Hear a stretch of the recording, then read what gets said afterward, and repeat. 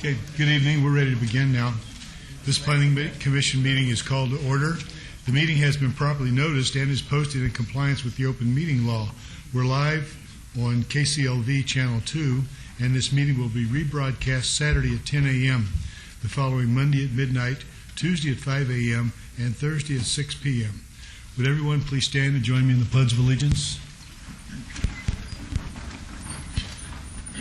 I pledge allegiance to the flag of the United States of America and to the republic for which it stands, one nation, under God, indivisible, with liberty and justice for all.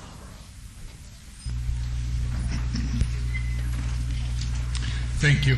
Madam Clerk, would you please call the roll? Thank you, sir. Chair Trowbridge. Present.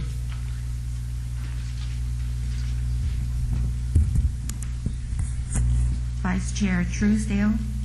He's an excused absence, if you would, please. Thank you. Commissioner Goins. Present. Commissioner Evans. Present.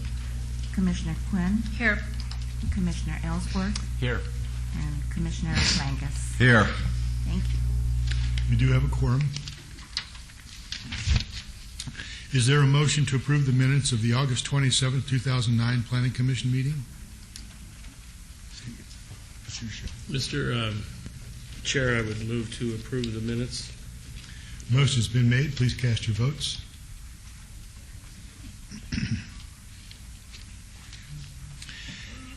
Now we move on to post. Carries. We now move on to our housekeeping items. Are there any items that commissioners, staff, applicants, or members of the public would like to pull forward for action? Mr. Chairman, items 9, 10, and 11, the applicant has requested that these items be withdrawn without prejudice. And items 12 and 13, the applicant has requested that these items be obeyed to the October 22nd Planning Commission meeting to allow the applicant time to address neighbors' concerns. Thank you. Anyone in attendance wish to speak on any of these items? Seeing none, ready for a motion? Mr. Chairman, Oh, motion to approve the abeyance of withdrawal items as read in by staff. motion has been made. Please cast your votes.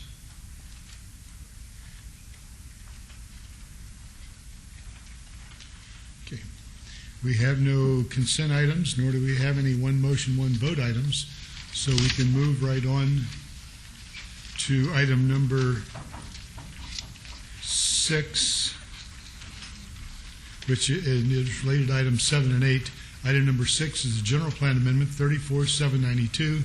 The applicant owner is George T. Lopez from mixed use to light industrial research on .97 acres at 2222 West Bonanza Road. Item number 7 is zoning 34-793. It's from limited commercial to commercial and industrial.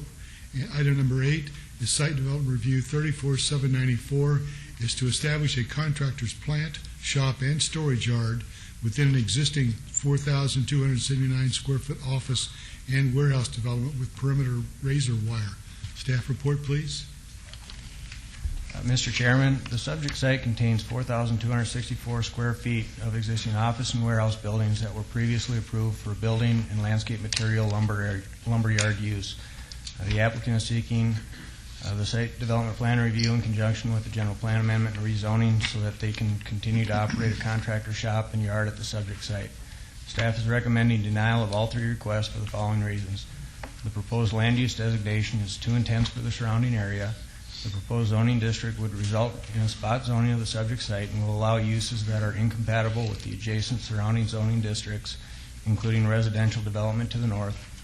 And the proposed site will not provide adequate buffering to mitigate adverse visual and auditory impacts that the proposed use will have on the adjoining residential development to the north. If denied, the previously approved building and landscape material lumberyard use will remain, and the applicant would be required to comply with all applicable conditions of approval and Title 19 requirements for the use. Thank you. Now I'd like to declare the public hearing open. Anyone in attendance wishing to speak on the matter, please approach the microphone. Do we have anybody here representing the applicant?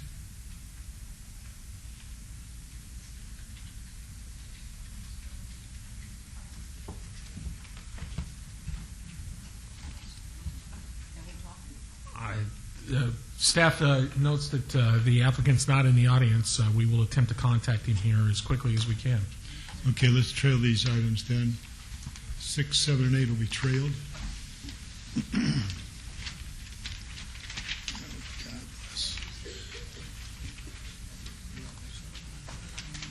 Okay, we can now move to item number 14. Item number 14 is a variance, 35-543. The applicant owner is Keith and Diane Poenstein to allow a 5-foot rear yard setback where 15 feet is required for an existing addition to a single-family residence at 5520 Rock Creek Lake. Staff report, please. Mr. Chairman, this request is for an existing room addition at the rear of a single-family residence. The addition was originally permitted and constructed as a patio cover, but has since been enclosed without first obtaining the required building permits. Open patio covers are allowed within a side or rear yard setback within 3 feet of the property line, but any enclosed structure that is attached to the principal dwelling is considered to be an addition to the dwelling and must meet the required building setbacks of Title 19.08. Staff is recommending denial of this request as the applicant has created a self-imposed hardship by enclosing the patio cover prior to obtaining the necessary permits, which could have alleviated the need for a variance. If denied, the addition will have to be restored to its permitted condition or redesigned to comply with Title 19 standards prior to obtaining all necessary building permits. Please note that there is an additional protest and 14 letters of support for this item. Thank you. Now I'd like to declare the public hearing open. Anyone in attendance wishing to speak on this item, please approach the microphone and give your name for the record. On behalf of the applicant, we have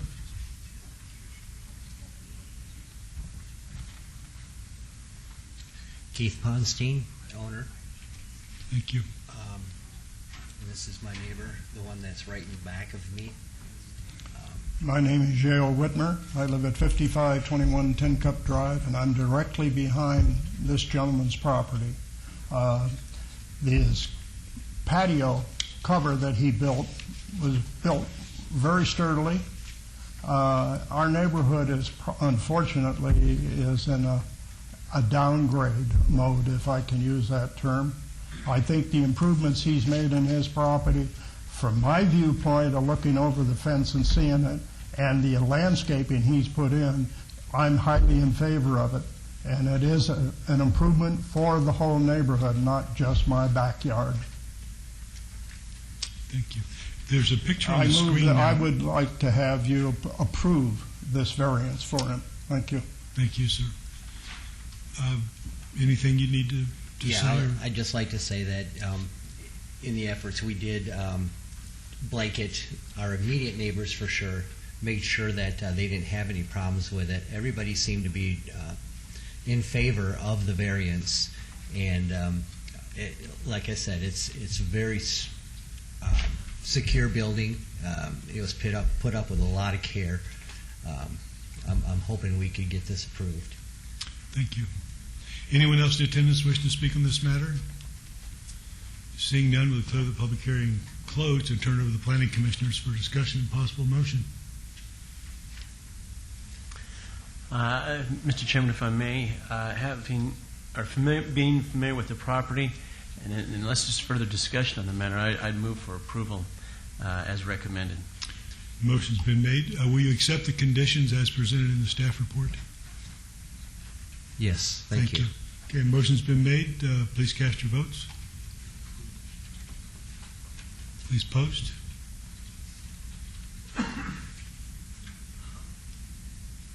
Motion carries. And the matter does go forward to the City Council at their meeting of October 21st.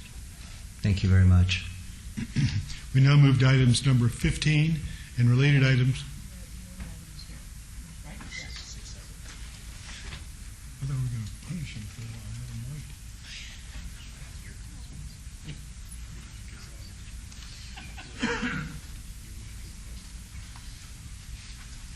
Okay, we can now return to items number 6, 7, and 8. The applicants are here. I understand. Will the applicant, We've if you're already- here for 6, 7, and 8, come on up to the microphone. There you go. Thank you.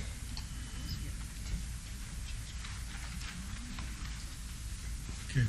We've already had the staff report presented, and we were going to trail these items because no one was here.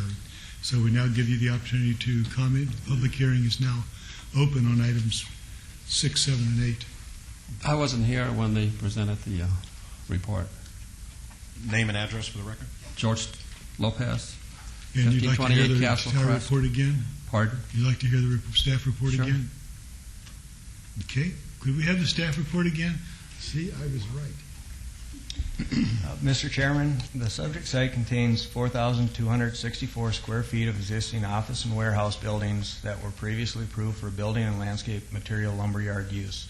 The applicant is seeking a site development plan review in conjunction with a general plan amendment and a rezoning so that they can continue to operate a contractor shop and yard at the subject site. Staff is recommending denial of all 3 requests for the following reasons. The proposed land use designation is too intense for the surrounding area.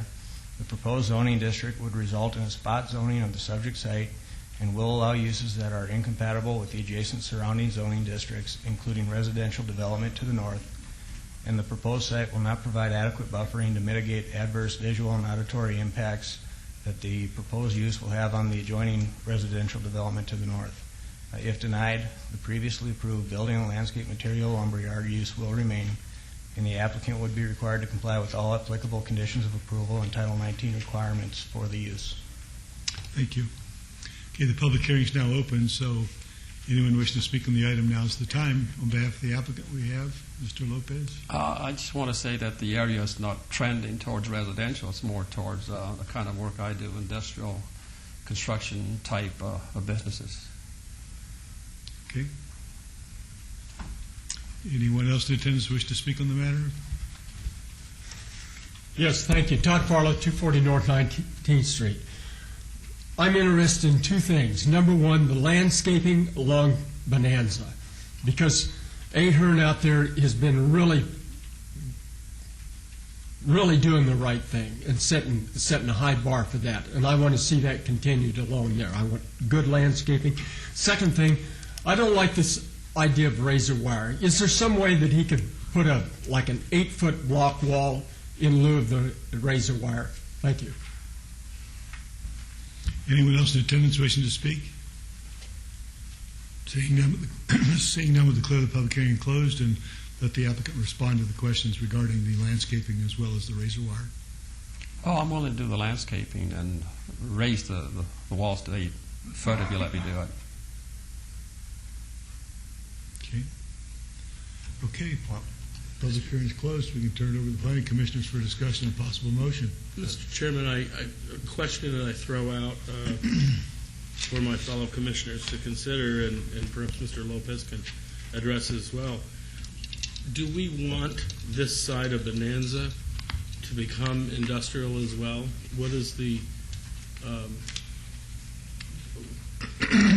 what do we hope to see there? And I noticed that there's some R4 and some surrounding residential area, and I'm somewhat surprised that the people from Bonanza Village haven't chimed in on this, to my knowledge. Commissioner Goins, I would defer to you as well. Just curious if this is setting a precedent, or if not, how we can, if this is approved, ensure that the area is aesthetically pleasing. If I can say something, there's already a precedent set at Tonopah and Bonanza. There's a machine shop already with the same zoning I'm seeking.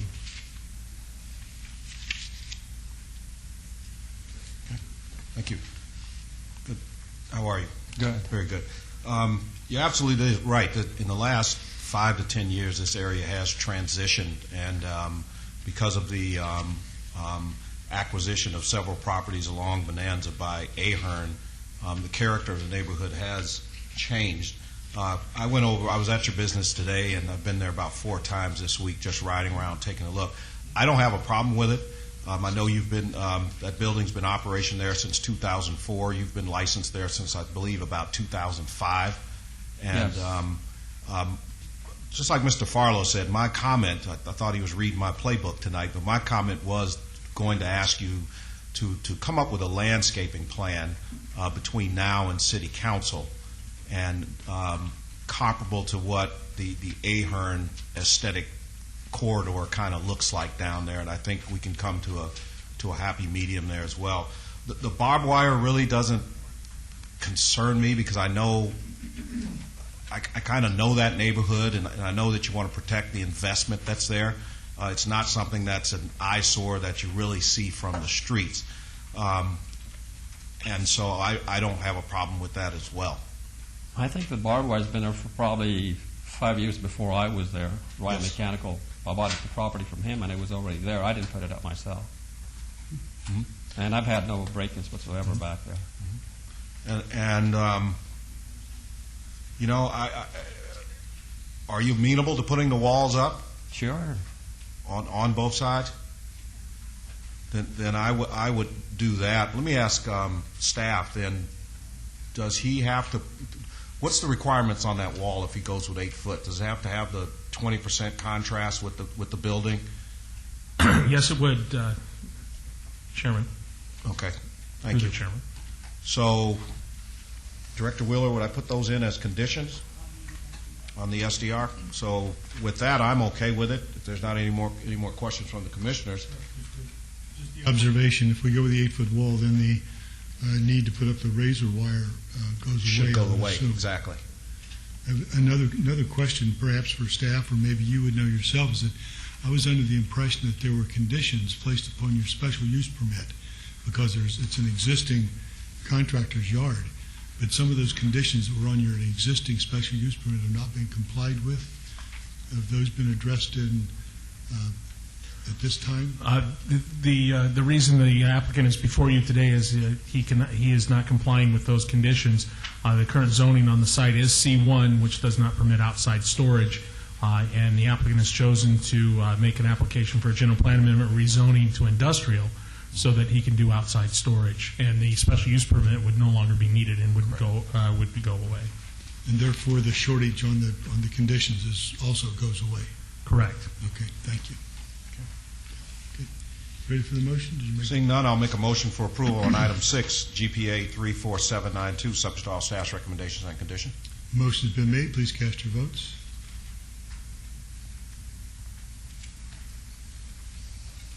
Motion carries. Item 7, abeyance ZON 34793, move for approval subject to all staff's conditions and recommendation. Motion's been made. Please cast your vote.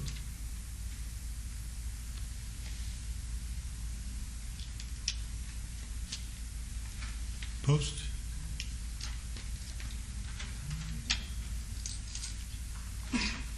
Motion carries. And item number 8. Item number 8, move for approval of SDR 34794 with added conditions, which would be conditions 7 and 8. Condition 7 would be to construct an 8-foot block wall. That would be on the west and east side of the property, as well as on the north side of the property. The razor wire will go away, and I also would like the applicant to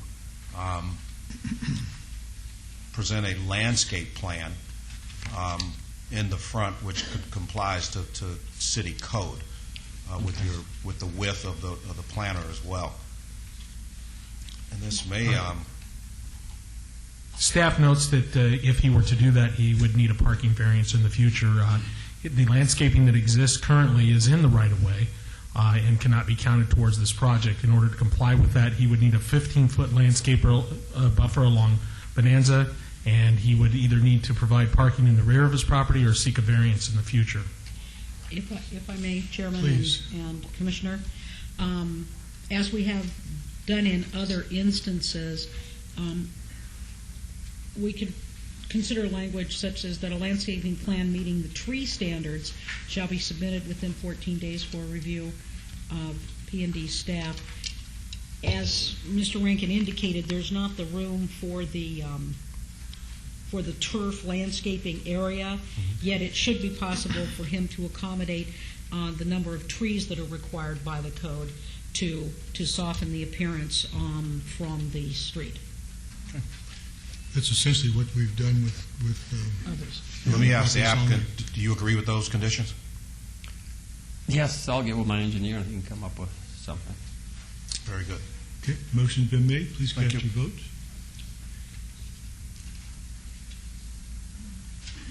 May want to look at painting that building as Post. well. So, Sure.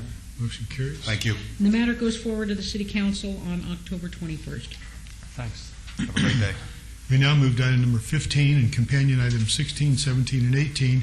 Item 15th is a variance 35-557. The applicant is Nevada Hand, Inc. The owner is Silver Sky 2 LP to allow a 10-foot yard setback where 20 feet is required, and to allow a 5-foot rear yard setback where 20 feet is required, adjacent to the north side of Silver Sky Drive, approximately 500 feet east of Roland Wiley Drive.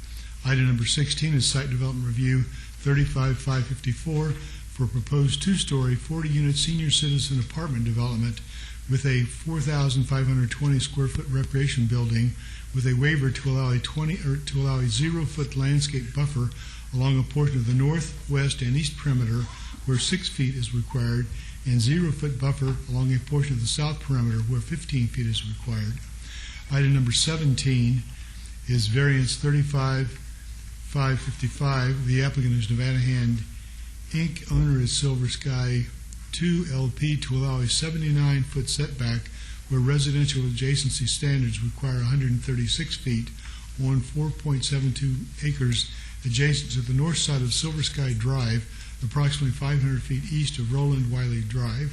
And item number 18 is site development review 35-552 for proposed 3-story, 80-unit senior citizen apartment development with a waiver to allow a 0-foot landscape buffer along portions of the south perimeter where 6 feet is required.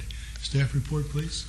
Mr. Chairman, the applicant is here today proposing to add parcel lines to a previously approved project.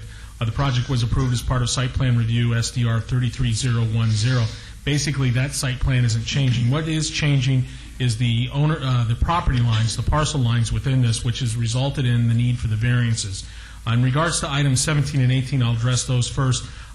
Staff is recommending approval of those items as the variance it was already approved previously for the residential adjacency. This will reestablish that variance for that new parcel that's being created, and staff and basically that one meets the conditions of previous approval and the Title 19 requirements. Staff will note that there were additional support and protest letters received on that item. In regards to 15 and 16, the parcel that's being created creates setback variances that staff does not support. They are done as a financial hardship, and staff is recommending denial of the variance, and as such, the site plan also.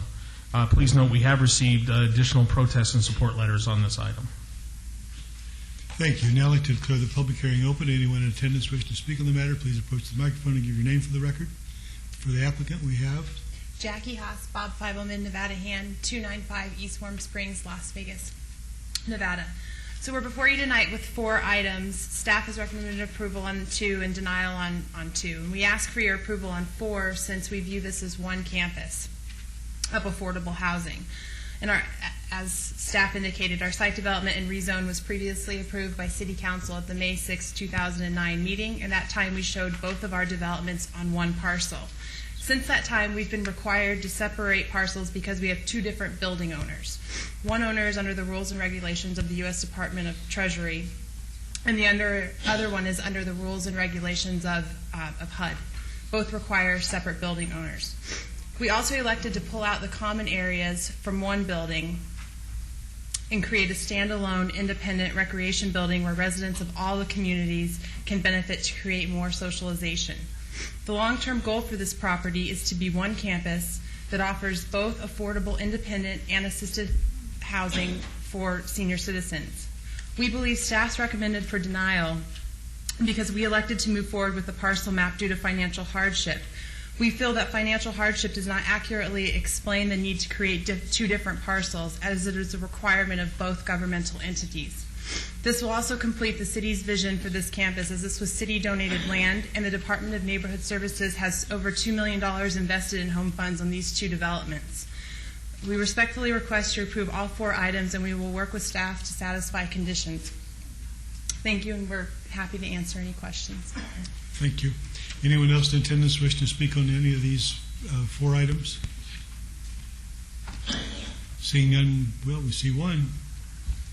Mr. Farlow, what's your name? Yes, I just wanted to say our dealings with Hand in our area has just been superb. They've done beautiful work. Those buildings that they put up along Stewart, they're just great, just super. Thank you. Thank you. Anyone else wish to speak on the matter? Seeing none, we'll declare the public hearing closed and turn it over to the planning commissioners for discussion and possible motion. This is In the notes, it said you had a neighborhood meeting, Yes, we did. and there was only one member present, but yet I'm seeing 1, 2, 3, 4, 6 or 7 opposition. Can you speak to any of that, or? Well, this was our 3rd neighborhood meeting, 2 of which we did. And the first neighborhood meeting had 5 people in attendance. This neighborhood meeting had the 1 person. At the time the staff report came out, we were aware of 4 oppositions. We tried to get the names and numbers or the phone numbers. We were able to get 3 of the numbers. We were only able to get a hold of 1 person. We spoke to him, and his main concern was traffic, and I actually read to him the traffic study that the staff provided, the city staff provided. which shows minimum traffic generated by this project, as it's a senior project. Thank you. Thank you. Any further discussion? If there's no further discussion, I think the applicant has provided a compelling case, and my motion would be for approval of agenda item number 15-35557. Motion's been made. Please cast your vote. Opposed? Motion carries. And agenda item number 16. Mr. Chairman, if I could, I do have some amended conditions on items 16 and 18 to read in, so let me read in 16 here. Okay, thank you. Add a condition that states the following: the floor area of the recreation building as depicted on the floor plan date stamped 8/26/09 will remain as a recreation use and cannot convert to any other use without a site plan review application. Revised condition number 6 to read as follows: a waiver from Title 1912.040 perimeter landscape buffering standards is hereby approved to allow a 0-foot buffer along portions of the north, south, east, and west perimeters where 6 feet is required. And amend condition number 14 to read as follows: all mechanical equipment, air conditioning, and trash areas shall be fully screened in views from abutting streets. So my motion would be... We accept those conditions. Yes. Okay. My motion would be for approval of the site development plan on agenda item number 16 with the amended or additional conditions as read into the record by the staff. Motion's been made. Please cast your votes. Opposed? Motion carries. 17. And on item 17, the variance, I believe the staff is recommending approval of that, if I'm not mistaken, Yes. and I would like to follow their recommendation and make a motion for approval of agenda item number 17, VAR 35555. Motion's been made. Please cast your votes. Opposed? And 18, you had additional conditions you wanted to make? Yes, Mr. Chairman. Revised conditions, condition number 6 to read as follows: a waiver from Title 19.12.040 perimeter landscape buffering standards is hereby approved to allow a 0-foot buffer along portions of the south and west perimeters where 6 feet is required. And amend condition number 13 to read: all mechanical equipment, air conditioning, and trash areas shall be fully screened and views from abutting streets. Accept that condition? Yes, Thank you. accept. Then my motion would be to follow the recommendation of the staff, once again on the site development review, agenda item number 18 SDR 3552, 35552, with the amended or additional conditions as read into the record by Mr. Rankin. Motion's been made. Please cast your votes. Motion carries. All matters go forward to council on October 21st. And is it possible that this could be final action tonight? Or, No, it is not. okay. Nice Thanks. try, though. We were told to ask. Thanks. Okay. We now move to item number 20 and companion item 20, or I'm sorry, it's 19 and companion item 20, special use permit 35420. The applicant owner is the AutoZone, Inc. for proposed auto parts, accessory sales and service use at 4930 Vegas Drive. Item number 20 is site development review 35419. It's for a proposed 5,900 square foot addition to an existing 8,928 square foot auto parts store. Staff report, please. Mr. Chairman, the applicant is proposing to construct an addition to an existing auto parts store. The existing use is non-conforming as it was established prior to the requirement for a special use permit, and therefore requires the approval of this special use permit to expand. As the proposed development meets all Title 19 requirements and is compatible with the surrounding uses, staff is recommending approval of both requests. If denied, the site will remain as it is. We do have a revised condition if approved. Number 3 should be revised to reflect a date stamp of August 28th, 2009 for the site plan. Thank you. And that's on the SDR. Okay. Now I'd like to declare the public hearing open. Anyone in attendance wish to speak on the matter, please approach the microphone and give your name for the record. Arthur Nave, Project Manager with AutoZone, 123 South Front Street, Memphis, Tennessee. Very good. And you'll accept all the conditions? Yes, I've reviewed the conditions. It was just the CUP read first, because there were also a design review. Yes, both Both were read, yes. I've reviewed all the conditions, including the Public Works and Planning review, and those are acceptable to us. Very good. Thank you, sir.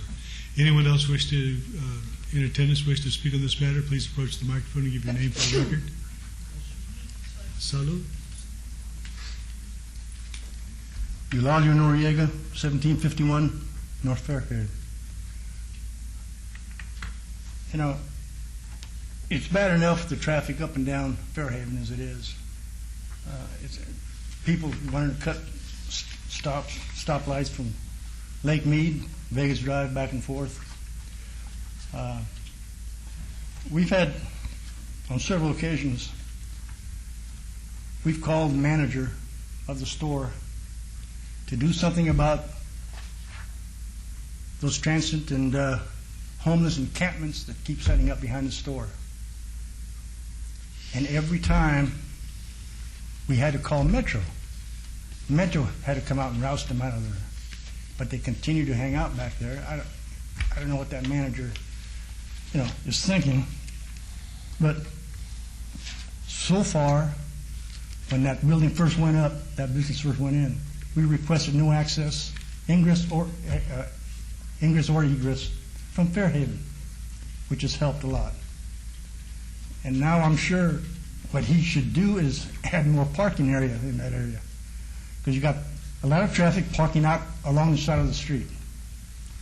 Okay?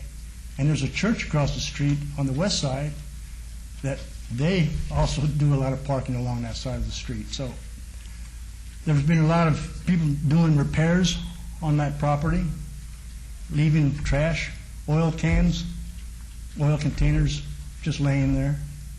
Okay?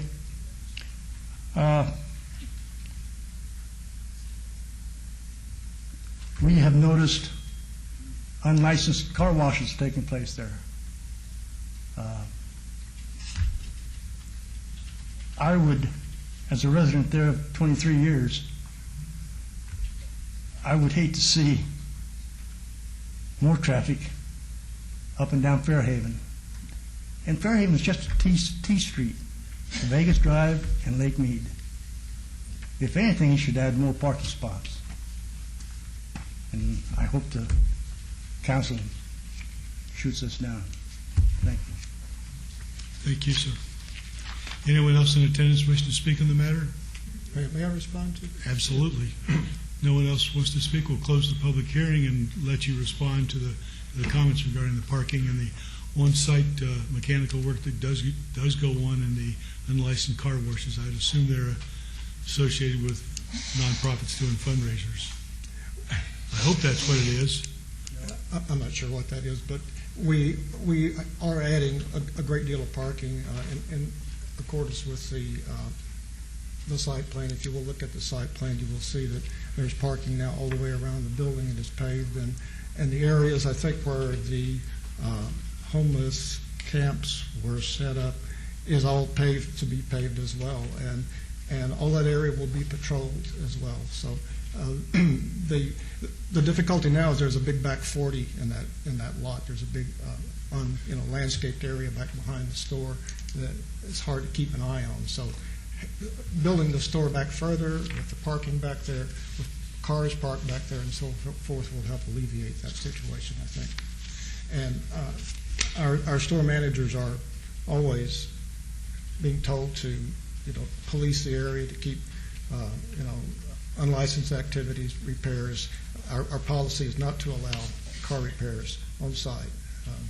We're just a retail auto parts store with no installation. So that's supposedly our policy, and that's what we try to enforce in our stores. It's not always successful, but that's our intent. Do you have any exterior signage that says, on-site maintenance or repairs? Yes, we have done that in certain instances. Yes, we can do that.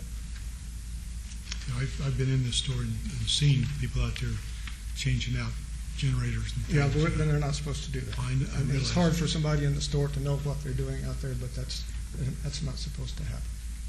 But we can introduce signage to the effect. Where would an appropriate condition go on the SDR? Yes. Actually, that's permitted by the use to do minor automotive repair in the parking lot. It allows people to change their batteries and other things as part of an auto parts store. So if you're going to prohibit that, it should go on the special use permit. But we do allow, the batteries and the windshield wipers, but that's not considered in our minds as a major repair where you would take a generator out or so forth like that. Only minor automotive repair is, and you have to do your own car, is what's permitted under the code. Is there a definition of what minor is? Does it get down to the finite generators, alternators, things like that? There is a definition on our code of minor automotive repair, and it does describe it in such a way that you're not doing engine repairs or other things. It would allow a generator to be removed because that doesn't require you to open the engine. And as a matter of fact, Mr. Gebicki is going to read that to us here in just a few seconds. Through you, Mr. Chairman, I think this is just an issue of the management of the store being more proactive to what goes on outside. I certainly agree, yes. I mean, in this day and age with camera systems and security, I mean, you're adding 5,900 square foot of, I believe in your letter it indicated that this was more or less for storage of parts and inventory. So we will certainly increase our security. So I would think you would increase it with cameras and Sure. also you didn't say you kind of hesitated when the chairman asked, did you have signs up there saying no major auto repair being done on the facility? Do you currently have them up now? I don't think we do. I'm not sure. They've got dozens of these stores. Okay. You probably need to get some. Yes, we can do that. You may want to go see the applicant down on Bonanza. That's what he manufactures. The guy we just approved, he manufactures those signs. So you're all in the same ward. So you may as well get to know each other. Excuse me. I think our major concern there, though, is being the ingress and the egress. We're not putting Sir, additional. we've already had your talk to the chairman, please. It's a one-time shot around. That's okay. Talk to me, sir. Just okay. What are my other concerns? Hang on. I think open Pandora's box with the signage regarding major versus minor auto repair. It seems like something they can handle on site with just the. Yeah, Mr. Chairman, if I might, Please. I wouldn't want to see a condition that would more narrowly tailor the amount of repairs they can do. I mean, we all do that. We drive up, we got to put new windshield wipers on. I'm not going to take them home or drive down the corner. Let's keep it like the way the code is. That's what my recommendation would be if we're going to do anything. Yeah, but I was just curious to what the code said. It just said gotcha. minor, and he was going to define what minor was. That way, the store management is aware of what minor is, and they can attend to that. Another question is, you have some gorgeous trees on that property. When you do the expansion, are you planning to just get rid of those, or? I think there's one tree that is to the side that would be affected by the additional parking, but our landscape plan is proposing replacement of those trees in kind as per the landscape ordinance. Okay. If you can have your architect looked at it and kind of keep some of that. Well, one of them is right in the middle of where the drive has to be, so I don't see any hope for that If one. you can relocate it or somewhere on that, I just hate to lose that mature landscaping. I understand and I'm sympathetic to that. Thank you. Okay, if there's no further discussion, I think we're ready for a motion. Mr. Chairman, move to approve item 19, SUP 35420, subject to all staff's recommendations and condition. Motion's been made. Please cast your votes. Opposed? Carries. Item 20. On item 20, I know staff, did we find anything on minor, or It's okay. it's okay? My concern is not worth the effort. Thank you. The only change is to condition number 3 that was read in previously. Yes? Yes. Thank you. We'll make approval subject to all staff's recommendations and the amendment to condition 3. And I would just ask the applicant if you would have the management call staff and get a definition of what that minor is, and that way you can kind of control it that way. Certainly. Thank you. Motion's been made. Please cast your votes. Opposed? The Motion matter carries. goes forward to the council on October 21st. We hope that the expansion plus the additional parking will eliminate some of the encampments that happen out there. Yes, that's. Thank you. We now move to item number 21, which is special use permit 35468. The applicant is Verizon Wireless, Inc. The owner is Teddy Pinner Enterprises, LP, for the installation of 9 antennas on an existing 110-foot wireless communication facility, non-stealth design, at a maximum height of 112 feet at 3441 West Sahara Avenue. Staff report, please. Mr. Chairman, the increased height to the existing wireless communication facility will result in an increased visual impact upon the surrounding community. In addition, the 9 antennas will also negatively impact the residential properties located to the south. As proposed, the use cannot be conducted in a harmonious manner, therefore staff is recommending denial of the request. If denied, modifications to the wireless tower cannot be made. Please note we did receive additional protests after publication. Thank you. Now I'd like to declare the public hearing open. Anyone in attendance wishing to speak on the matter, please approach the microphone and give your name for the record. For the applicant, we have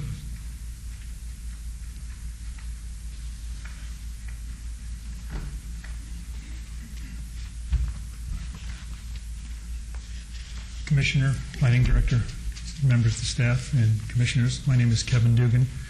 I live at 272 East Citation Lane, Tempe, Arizona, and I'm here to represent Verizon Wireless in this matter.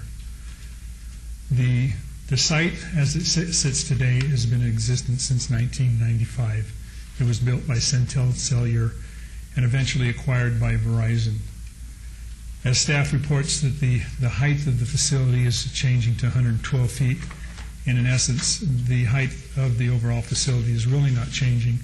What has been determined through Verizon's work is that the approved antenna and structure of 110 feet, when we actually did a structural and did a tape drop, it turned out to be a little bit taller. So if it was approved today, the antenna modification to the site would not affect the overall height of the facility.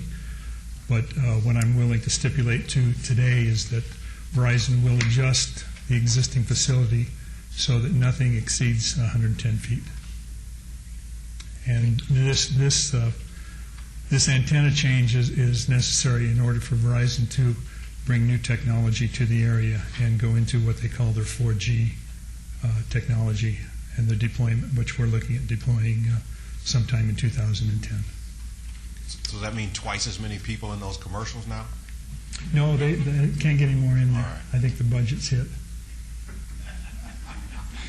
But they will follow you around.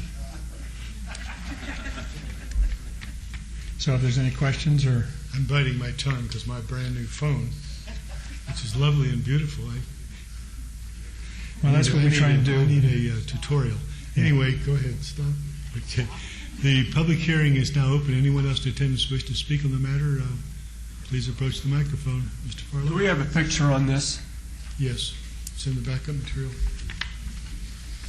Can we get a picture on the screen? Is that possible?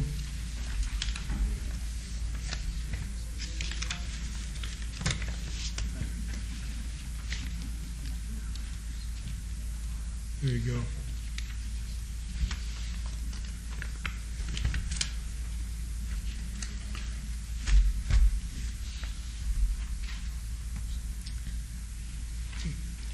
Anyone else wish to speak on the matter? Seeing none, I'll declare the public hearing closed and turn it over to the planning commissioners for discussion and possible motion. Mr. Chairman, I have a question for the applicant. Please. I'm concerned about the 9 antennas. 9 sounds like a bunch. I see what we have here, but explain to me, if you would, what do you mean? What does it mean when it says 9 antennas? Currently, the site has 12 antennas on it. What Verizon proposes to do is remove 6 analog antennas, and the analog is old technology. We had an analog sunset earlier this year where basically that technology went away. So we're going to take those 6 antennas down, and we're going to replace those 6 4-foot antennas with 3 8-foot antennas, which basically will allow for the new technology, which is going to deliver data and basically at a high stream. You'll be able to download it anywhere from 7 to 10 megahertz. And visually, are they the same design as up there now? I mean, are they these elongated antennas? There already are 2 other antennas that are up there that are probably 6'7", and what we propose to do is the tip height will all be the same, not to exceed 110 feet. The only difference is that the one new antenna will hang down just a little bit further. And I think there was a photo sim that we did that would show that. I see that now. Thank you. Mr. Chairman. Please. That was my question, but I still can't wrap my mind around how much more extensive it's going to be. And I question, obviously the tower is already there, but from what I can determine in the backup, this thing's pretty ugly. And it looks like it's fairly visible from a lot of residential areas. And it sounds like we're adding to it. My question is, how much? It sounds like you're saying it's modest. You're removing a couple of these, but the footage is a little bit greater. And quite frankly, I'm a bit amazed that this was ever approved to begin with. Well, 110-foot towers in 1995 were kind of just the way business was done there. There's a lot of these throughout town, through the city of Las Vegas and through Clark County. So it is there. As a matter of fact, there is also another tower just across the street that's in a Nevada Power substation. So the area does have 2 towers. It also has major power lines and power poles down the street. So it is noticeable if you're looking for it. It has been on the skyline for over 14 years. The proposal of taking the 12 antennas, removing 6 of them, and basically each site has 3 sectors. So there's 2 4-foot antennas per sector that we will be removing and just placing back 1. So because you know what you're looking for, if you look at it after we do it, you'll be able to say, yeah, there was a change, but overall, at 110 feet, I guess my question is, when are we going to ever see stealth designs? You said you're from Tempe or Tucson? Yes, or, I'm from Tempe, Arizona. And if I'm not mistaken, they have some very rigid aesthetic requirements for their cell towers, and yet these major companies come to our city and they're allowed to put up these things left and right, expand them. It concerns me. I never can understand why they can't go on light poles, existing billboards, goal posts at high schools, on the tops of buildings, anywhere where it's not noticeable from the streetscape and from surrounding residential areas. And I strongly think that the technology must exist.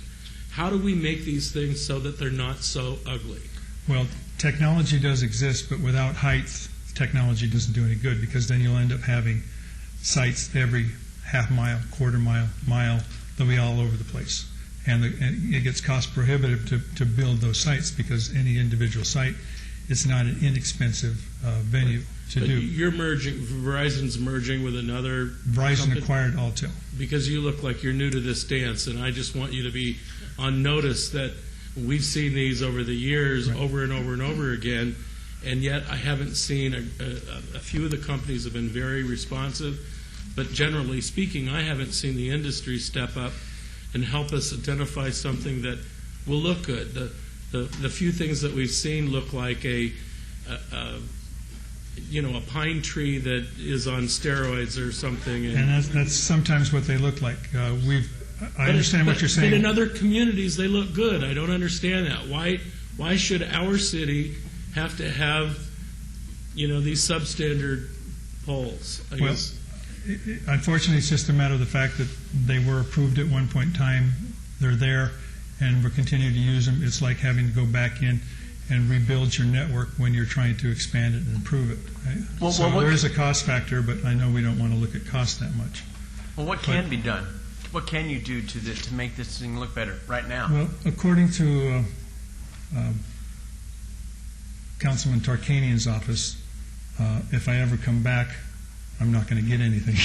So, because she's looked at this and she understands, and I'm not going to put words in her mouth. She'll have to do it. They've looked at this. They understand what we're trying to do. They think the change is minimal at nature.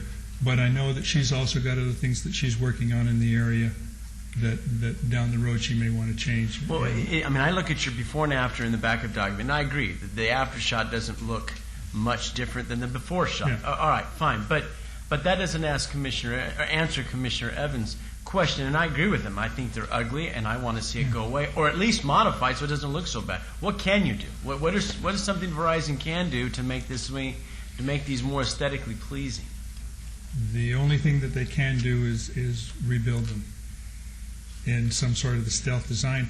But the stealth designs sometimes turn out not to be stealth designs, because if you're right, if you take a big monopine and you put antennas on it, sometimes it sticks out a little bit more than the facility that's been there. I beg to differ. I think you can. I agree with you on the monopine. Those don't really work. I mean, it's a step in the right direction, but it's only a small step. Right. But I got to believe with the engineers and designers, you can do something here to make this existing pole look nicer, where it's just not this big gray pole that goes up with these long. There's got to be something your engineers can do to make this look nicer. Unfortunately, to do anything to that pole and to provide the technologies that are there, the best ultimate decision. Let me give you a different answer. Okay. How about, yes, we'll do what we can. We'll put our engineers on to see what we can come up with. But right now, for this one, we don't have the option to do anything. I can accept that, but I can't accept the concept of nothing we can do about it, so you guys are stuck with it. Well, I didn't say there's nothing you can do about it. I said, because it's a function of money right now and rebuilding the network and doing that, it's not something that I've been tasked to do at this time. But you'll go back and talk to your company about it. I have talked to him about my conversations with Mrs. Tarkanian's office, and the fact that if we want to do anything else additionally to this site down the road, it's going to require a major change. Sir, and I have had that discussion with them, because I know she's looking at other developments that are going on in her district. If I may reiterate to you very simply that this is my ward that you're coming into with this that looks like it belongs at a news channel. And I've got all these neighbors and children around here looking at this. And I understand that there's nothing we can do now, but I will reiterate loud and clear to you that the next time you come into our city and my neighborhood or any of my fellow commissioners' neighborhoods, we wouldn't want to do this to you. So please don't do this to us again. Unfortunately, this is here, it's now, and I can understand that we're going to probably have to add on to this thing because it's not going to go away, but don't do it again. I mean, please. Well, when you say don't do it again, I mean, don't come back with something like this to us starting over, because it's really it looks like it belongs in a news station. I mean, this is nothing that belongs in any one of our neighborhoods. None of us. Thank you. Ready for a motion then, Commissioner Quinn? It's your show.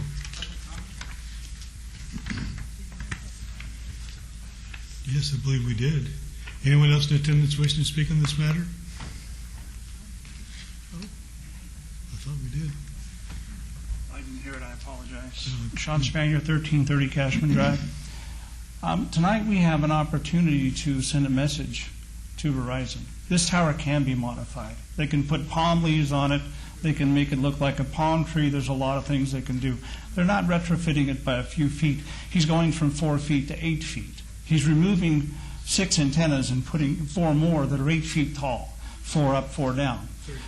But there is something that he can do. I travel extensively, and in other communities, they retrofit these with palm leaves. They make them look like palm trees, pine trees. They just don't want to spend the money.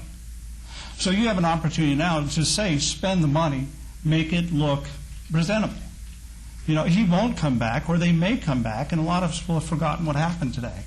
But this is your moment to say, hey, retrofit it. Make it look like it belongs in the community and not an eyesore. Thank you. Thank you. Mr. Farlow? Yes, thank you. Todd Farlow, 240 North 19th Street. That's an interesting concept. Just vote the thing down now and tell them to come back with something else or take it down. It's real good. Thank you. Anybody else in attendance wishing to be heard on this matter? Seeing none, we'll declare the public hearing closed and turn it over to the commissioners for... I'm going to follow staff's recommendation for denial of SUP 35468. Motion's been made. Please cast your votes. I can't believe Verizon's having money problems. Aren't y'all going to tweeting? Is that why this is coming up? Tweeting? Yeah, the tweeter. You say you're going to new technology. Everybody's going from the 3G to the 4G, and please cast your votes. But to maintain a network, that's what they're doing. I mean, so I told you there's going to be twice as many people in that commercial. Post. Told you. Motion carries. That action recommendation for denial is final action in the absence of an appeal filed within 10 days to the office of the city clerk. We now move to item number 22, special use permit 35509. The applicant is Total Wine and More. The owner is Boca Fashion Village, LLC. It's for a proposed 26,691 square foot packaged liquor off-sale establishment at 730 South Rampart Boulevard. Staff report, please.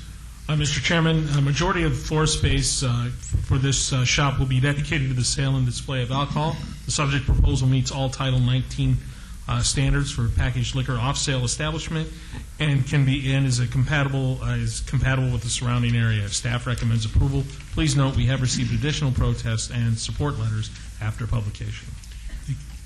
Thank you. Now I'll declare the public hearing open. Anybody in attendance wishing to speak, please approach the microphone and give your name for the record. For the applicant we have. Yeah, good evening. Matthew Dusha, 3320 West Sahara, on behalf of Total Wine. I also have with me Phil Armstrong today with Total Wine to answer any of your questions that you may have. Thank you.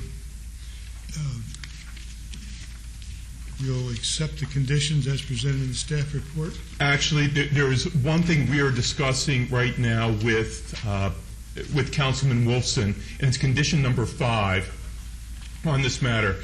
And I'd like Mr. Armstrong to explain the business model, which I think you guys are going to really, really like. It's something innovative, but I think it's also done on a smaller scale by cost plus. Mr. Armstrong, please. Yes.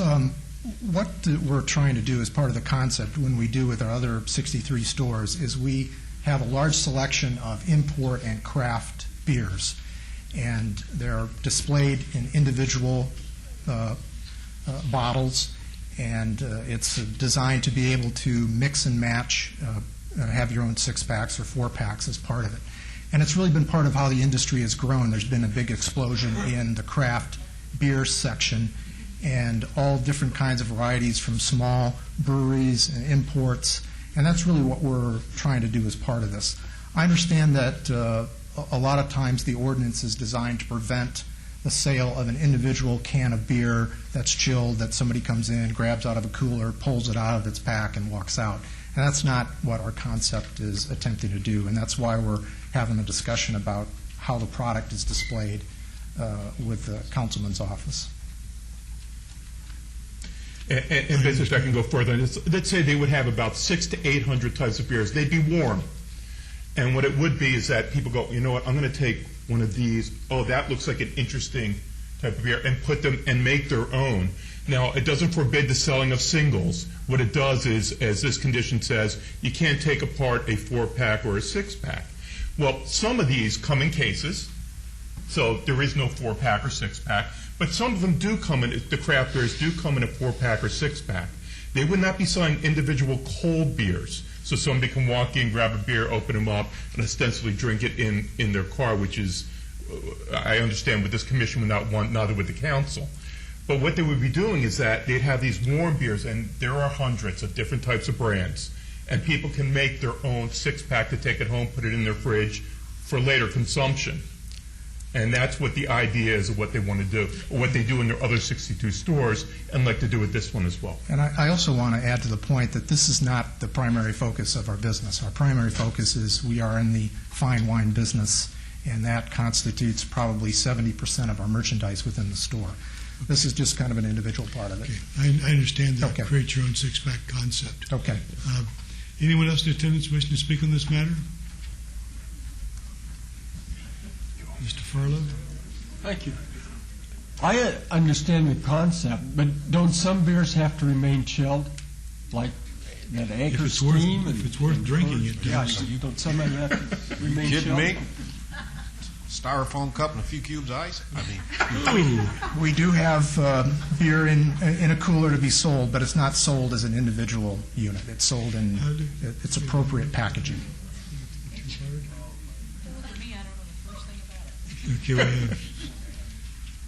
Okay, we might have a field trip? planning. We might have a planning official. We'll get the van ready tomorrow, and we'll all go down to Arizona. And We might have a planning official in a pink shirt that has some expertise in this particular area about how we could word a condition that would permit a create-your-own 6-pack style of situation. Or is it not worth addressing? I think he has way too much experience in the area. Well, I agree with the applicant that mainly this condition is to prevent the disassembling of a 6-pack so that individuals aren't buying one individual container and then consuming it somewhere near on site. I guess we could craft a condition that no single, if the applicant's agreeable, no single bottles of beer shall be sold. If I may, how about, if I could throw this up, how about if individuals, patrons, cannot break apart a 6-pack, which is really what you're talking about, is an individual breaking off, taking out one bud from a 6-pack and purchasing that. I think our planning director had a great idea, just eliminate the condition. Well, it says the ordinance says it should remain in the original manufacturer's configuration of 4 or 6 packs. So if somebody came in and let's say you've got a 6-pack of Miller Lite, you can't take 2 of them out and put something else in. You've got to buy that 6-pack of Miller Lite, but you could go get 1, 2, 3, 4 of something else and make a 4-pack and go out that way. Right, but let's say they purchase, and it's mostly, it's more like European beers or small breweries like from Denver or somewhere else. And let's say that they come in a 6-pack. I know, I apologize. Mr. Duchamp, you know, we got you. You're going to get my vote, and the attorneys always convolute the issues. Didn't the director have a suggestion we eliminate condition number 5? I have no problem. I have no objection to that. Okay, let's just kind of see how that idea stands. Anyone else in attendance wish to speak on these matters? Seeing none, we'll declare the public hearing closed. Turn it over to planning commissioners for discussion and possible motion, which would include perhaps the deletion of condition number 5. I just want them to put Kalik in there. That's beer of the Bahamas. I'll check and see if is that a motion?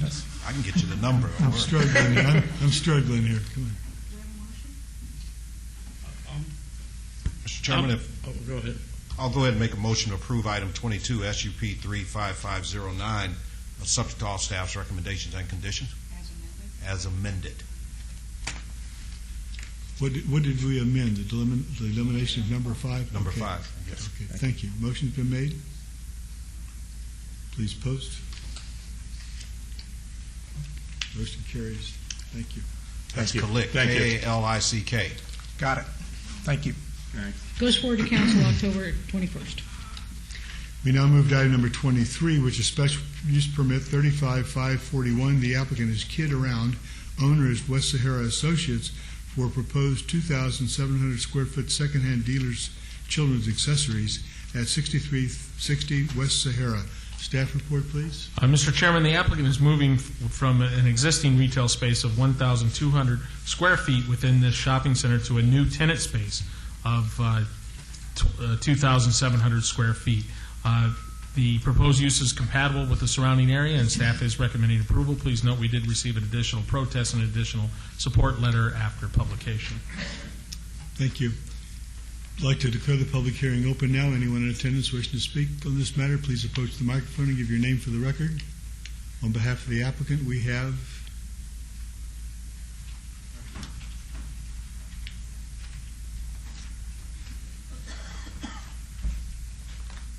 Hello, my name's Joe Brietta. My address is 7116 Rain Cloud Drive, Las Vegas, 89145.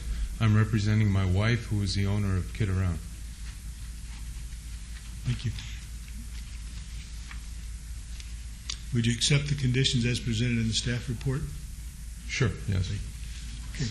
Anyone else in attendance wishing to speak on this matter, please approach the microphone and give your name for the record. Seeing none, we'll declare the public hearing closed and turn over to the planning commissioners for discussion and possible motion. If there's no discussion, I'd like to make a motion for approval following all staff's recommendations of SUP 3541, and I wish you a lot of luck. It's a nice store. I drove by the other day, so good luck to you. Thank you. Motion's been made. Please cast your votes.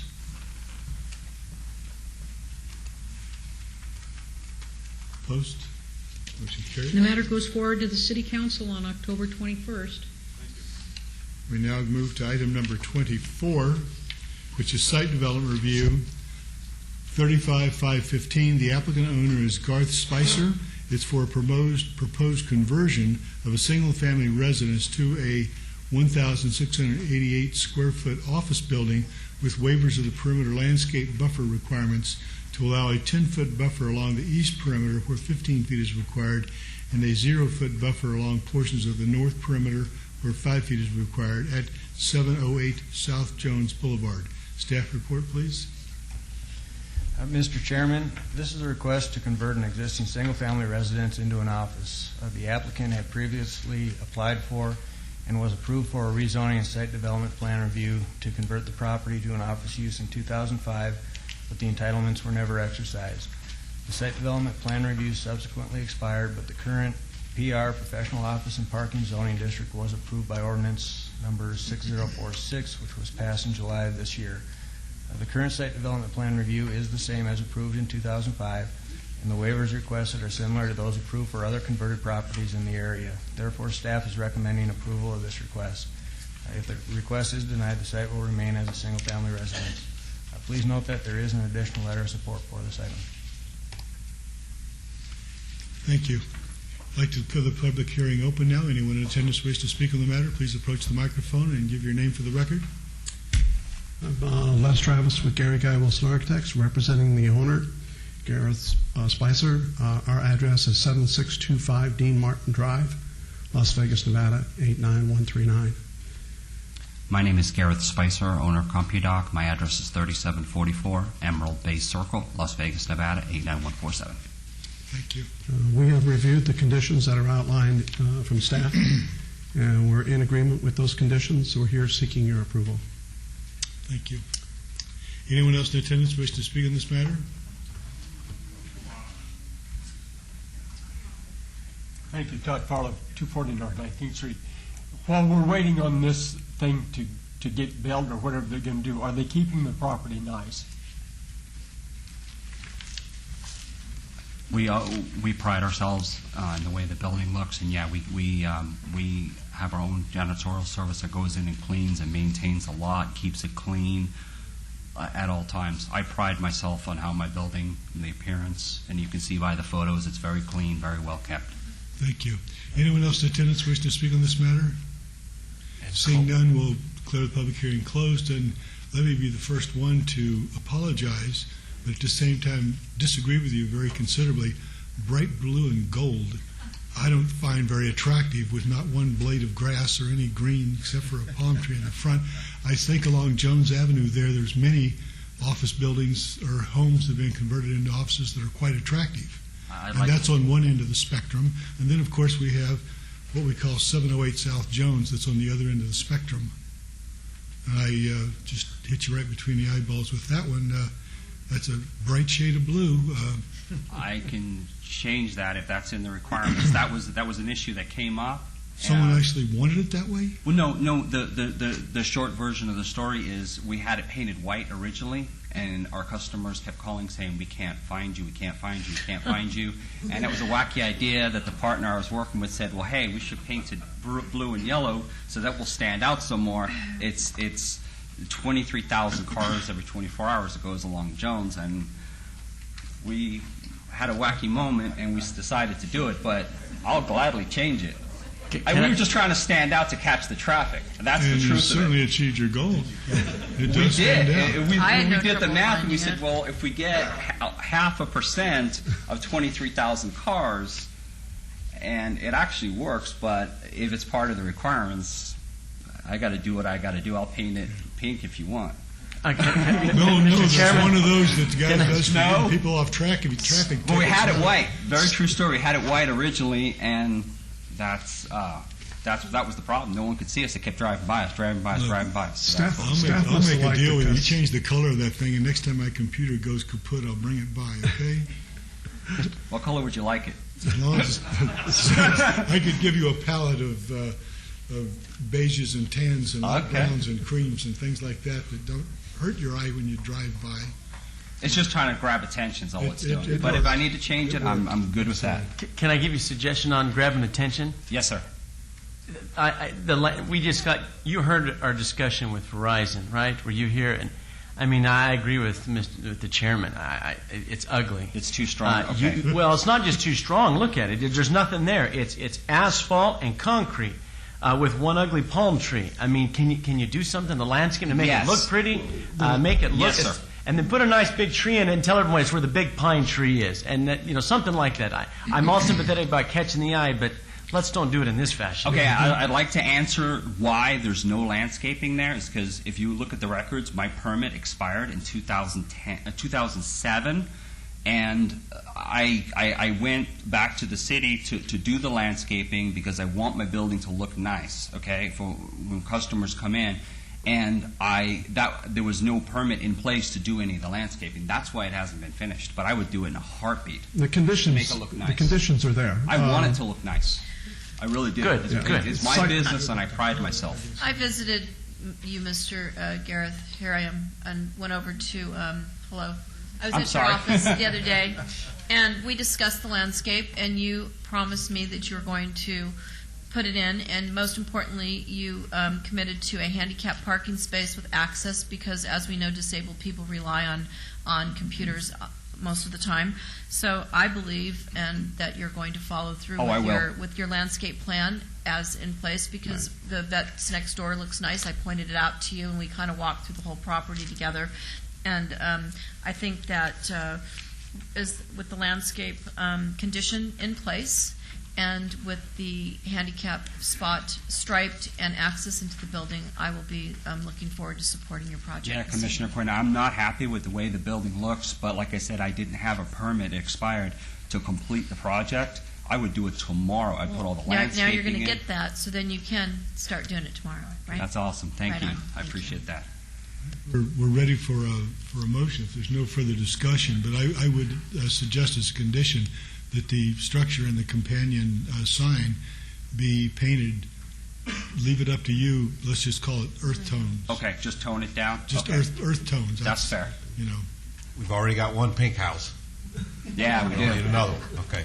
That's fair. I can do that. Pink one on rainbow. Okay. Mr. Rankin, is there a condition in for landscape on that, sir? All right, yes, there is. There's a landscape plan as submitted and a condition to conform to that. The Thank you. chairman's condition could be read that the building elevation and freestanding sign shall be painted earth tone subject to approval of planning and development staff. With that, I'd like to follow staff's recommendations with the added conditions of SDR 355518, and good luck to you, sir. Thank you. I appreciate your time. Thank you. Motion's been made. Please cast your votes. Opposed?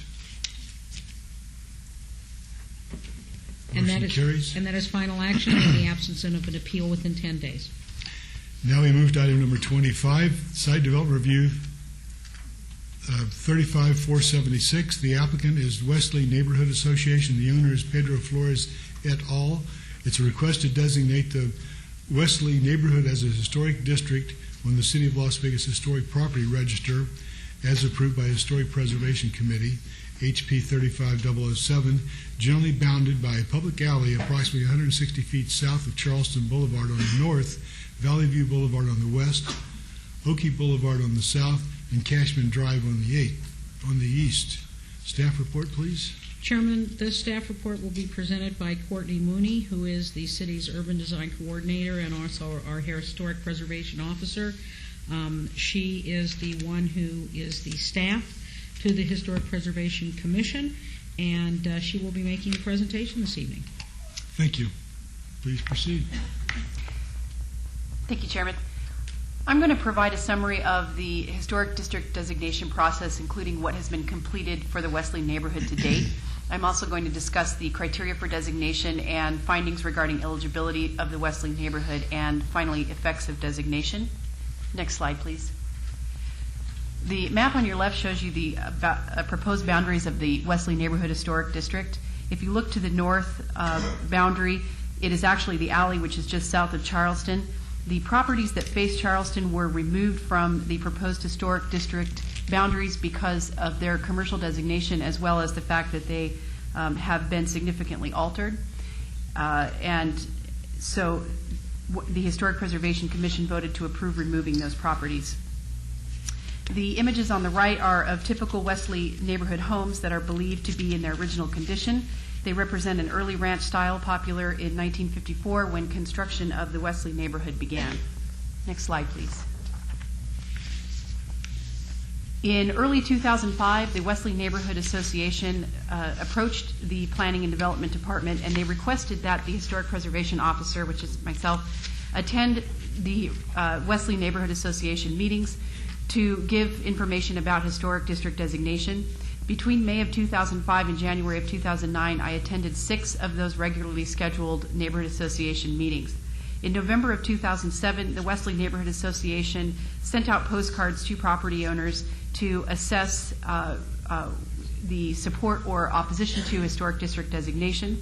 In January of 2008, the votes were tallied, and finding support for designation, the Historic Preservation Commission agreed to support funding a consultant to review the Wesley neighborhood and prepare the historic context report and provide a determination of eligibility to the Historic Preservation Commission.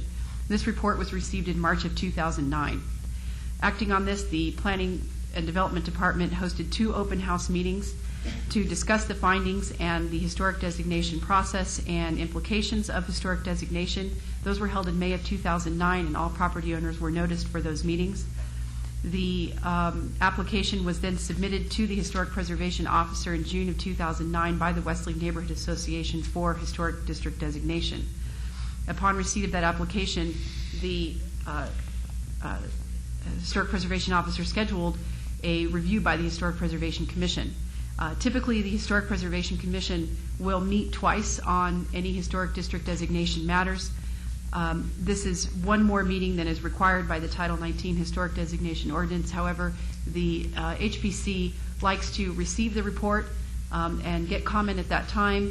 Then they take 30 days to review the report, and then they schedule the public hearing. This allows the property owners an additional time to come and provide comment to the Historic Preservation Commission.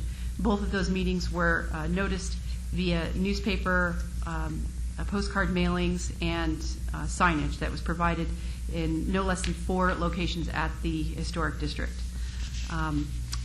The application was reviewed by the Historic Preservation Commission in June and July of 2009. They voted to approve the application for designation, which brings us to today, as it was moved forward to the Planning Commission. Next slide, please. The Historic Preservation Officer has determined that the Wesley neighborhood meets the requirements as outlined in the Title 19 Historic Designation Ordinance. The following requirements are that a significant portion of the neighborhood is at least 50 years old. The Wesley neighborhood is reflective of the city's cultural, social, or economic past, in that it is part of a post-World War wave of residential development.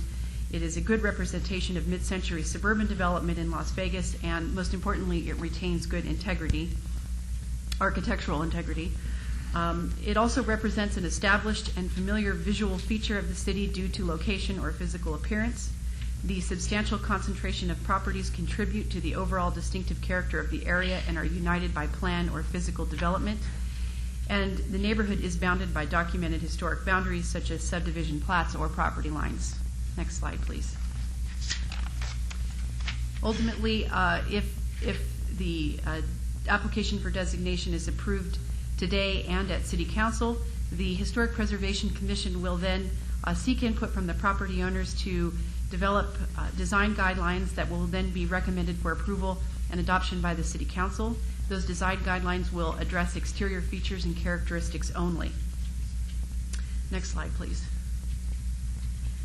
Those guidelines will come into play during the review process, which I will explain. The guidelines and standards for review of alterations in new construction are as follows. All work that requires a building or zoning permit is subject to review by the Historic Preservation Commission.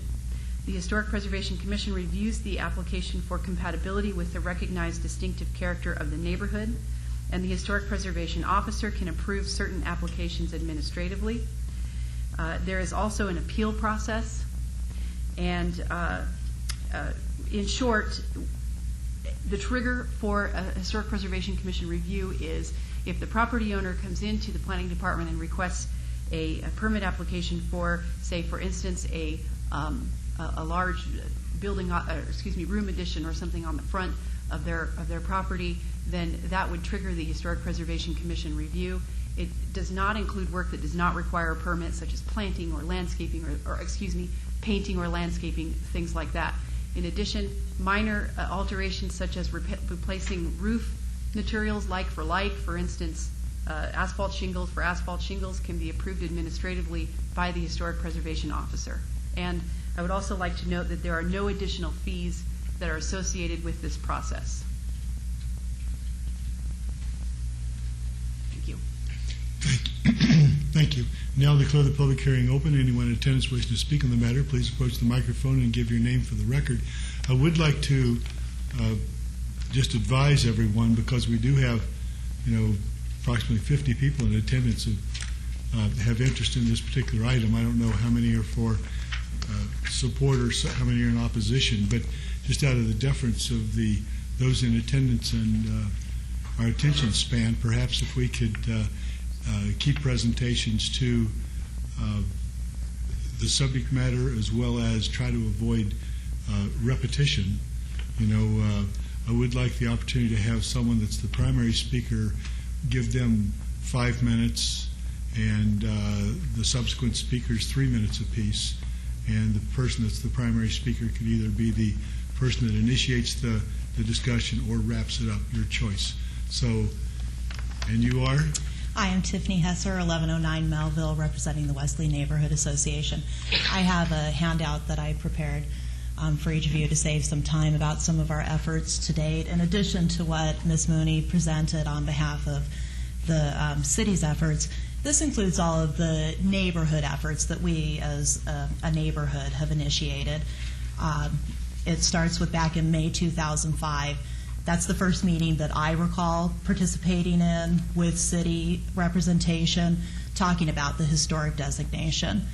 And there was some other folks involved at that point that were sort of initiating the efforts and doing some petitions, door-to-door, things like that. Those efforts really never got off the ground, I think, for a variety of reasons.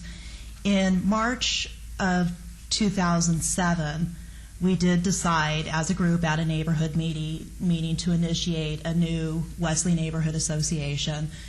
I was nominated. I did not volunteer into being president of that association. And we have our vice president as well as our secretary here. I have a list of the various meetings that we've had, both our neighborhood association meetings, how we noticed those, either by flyer, which we put on homes, or by mailer, which would have been the official assessor's ownership on the parcels that are included in the Wesley designation. Just a brief description of what we did at those meetings. November of 2007, at the end of November 2007, one of the things I was interested in is making sure that this wasn't just a few of us that showed up. A lot of the same people come to the meetings that are interested, but I wanted to ensure that there really was some neighborhood support of this before we pushed it as far as, initiating an expensive survey and enlisting a lot of other people's time. So in November of 2007, we sent out a postcard to 282 homeowners, once again using the actual homeowners list. We received a 23% response rate, 66 responses. Of those that responded, 86% were in support, 8% were opposed, and 6% were unsure or just had continued questions. One of the efforts that we did, I didn't care for the door-to-door efforts that had gone on previously. I think that it's difficult to know you're catching a homeowner as opposed to a renter or someone else who doesn't necessarily have the decision-making capacity for that property. I also don't like to inconvenience people in their homes. So we did a mailer that allowed for a response by phone, by mail, by email. Forgetting something else. And I think was there a fax option? I think it was email, phone, and computer response that we allowed, which is how we garnered these responses that we tracked. We felt comfortable at that point that there was a fair amount of support for it, and that's when we started moving forward and worked towards the survey and all of that. There is some opposition, which you will hear from. Most of it has been very recent. Within the last week or two, I've been receiving a number of phone calls of concern about some of the information, scare tactics that have been presented, people being on others' doorsteps that they did not care to have on their doorstep. I personally spent over 2 hours with someone who told me the stupidity of my ways for trusting in government and wanting to be open to any kind of government intervention or interference with our property rights.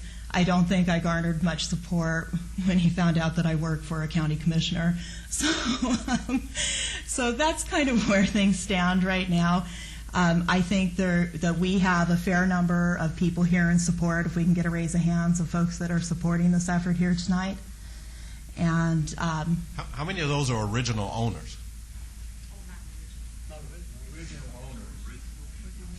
Wow, thank you. $625 down, huh? Boy. I wish I bought under those circumstances, but I will be happy to address any questions about the nature of our meetings and neighborhood efforts and our inclusiveness and any of that. So, thank you. Anyone else wish to speak on behalf of this item?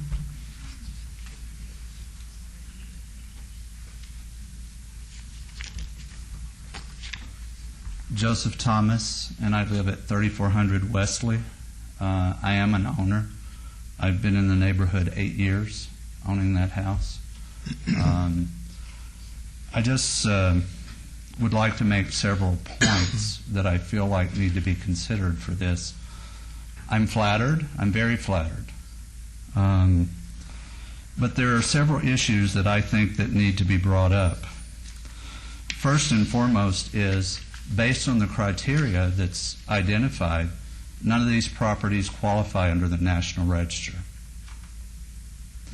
which that would me to indicate that any type of financial incentive or help would not qualify as well, or would be very hard to obtain. I'd like to point out a comment from your own wording from the Historic Planning Commission. And that is, and I find this very interesting, one of the designations or identifiers identified from the website is it provides communities with the means to make sure that the growth, development, and change take place in ways that respect important architectural, historical, and environmental characteristics. I'd like to know what means are going to be provided. Obviously, these are identified as being possible under these preservation fundings, but I find that to be very interesting since none of these properties qualify under the designation of National Register Historic Preservation. That's point number one. Point number two is that this only qualifies under the City of Las Vegas designation. That's the only way that it qualifies. Point number three, and I think this would be of utmost importance, so I understand on what I'm being told, is the Historic Preservation Commission, currently as it stands with 13 members, only has 5 members that are from the homeowners' areas. So if we get one from that area, if we are forced into this, we still, even if the homeowners vote in block, do not have a majority. In essence, we're going to be de facto forced into a homeowners association, which if I wanted to be in a homeowners association, I would have bought in a homeowners association to begin with. And then one thing that I really find disturbing, one of the reasons that I bought into that area 8 years ago was I liked the quiet, the serenity, and the peace. Granted, there is some calmness about that, but I find very disturbing that one of the things that the historic preservation is going to do is offer walking tours into that area, which that means there's going to be people coming into that area just to view and see what is going on in that area. I have a real problem with that, and I am very much against this. Thank you. Anyone else wishing to speak? Either way. We're doing mix and match tonight. I'm the Wicked Witch of the West. Just after your name and address, let us know. My name is Romalyn Camp, and I live at 1219 Douglas Drive. And I'm the one who's gone door to door because I'm very concerned. I've lived in the neighborhood for 100. That's about how old I feel. Ms. Camp, are you for or against it? I am against it. Okay, go ahead. Yes. Thank you. I've lived in the neighborhood for 43 years. We raised our kids here. When we first bought our home, it was a small little tiny house, and we've increased it to 3,400 square feet. It looks nothing like the home it was before. It's a beautiful house. And I think my neighbors deserve the privilege of, of having that same thing. So, yes, we did receive postcards. Those postcards, all you did was put an X on them. My postman could have put an X on them and mailed them back. Not only that, but they required no signature, no nothing. They were just a postcard that said, are you for or against it, or do you want to call or email or fax? But some of my neighbors said they didn't even get them. How do you know when you just get a postcard in the mail, which most of us, when we get a postcard, chuck it anyway. When we get a flyer on the door, we chuck it anyway. And this is an investment in our home. So I went to the neighbors, and the only thing I put against them was the flyer that was given to me, was sent to me by the Historic Society on what they would do. And the people did not want to have to go to one more person to, remodel their home. And the other thing that people said they wanted to do is they wanted the person down the street to clean up their yard, remodel, and that the Historical Society would make them do that. Where it says in the bylaws of the Historic Society that we will not require that properties be maintained, repaired, or restored in any way. So really what we're doing is we're penalizing the people who do have money and want to remodel because we're making them jump through 2 hoops instead of 1.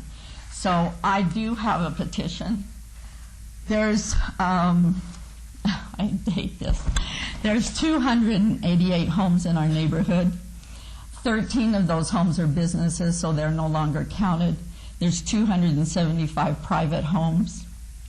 I work all day long as a teacher. I came home, and for the last month, I have walked through the neighborhood, which has disturbed a lot of people. And I have contacted personally 147 of those people. 116 of them have signed a petition that they do not want it. That is at least 42%. There are 40 homes in our neighborhood that are renters or vacant homes where I did not have time to find out who owned them to find out what their opinion was. But maybe their opinion would be, you know, they're going to remodel someday too to make their homes more presentable.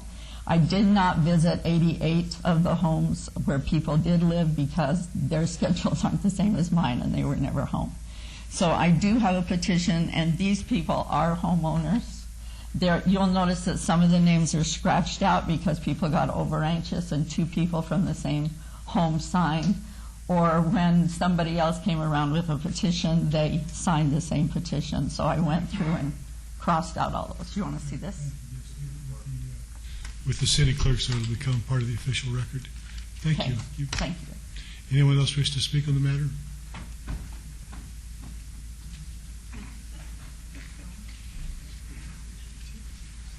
Sean Spanier, 1330 Cashman Drive. I'm a latecomer in this whole program. I don't want to diminish the work and money that's been spent to push this forward. They've worked hard on it. Dollars have been spent. Back in May of 2005, I think if proper notification was made then, we could have avoided a lot of the money, a lot of man hours, and got the opposition support together then. I can tell you that my wife and I, we own 4 properties in this neighborhood. Our resident that we live in has been remodeled, so it doesn't really mean a lot. It means a lot to us because we want our neighbors to have the same opportunity that we did to remodel our homes.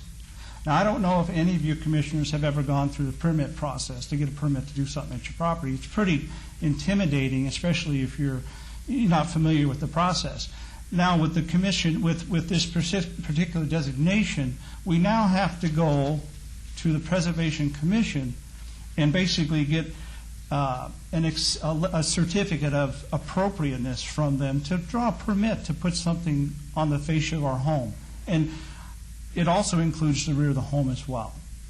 Had any of the flyers, we did receive a couple neighborhood flyers, but I can guarantee you not on one of them that we received did it state that we were going to discuss turning our neighborhood into a historic preservation.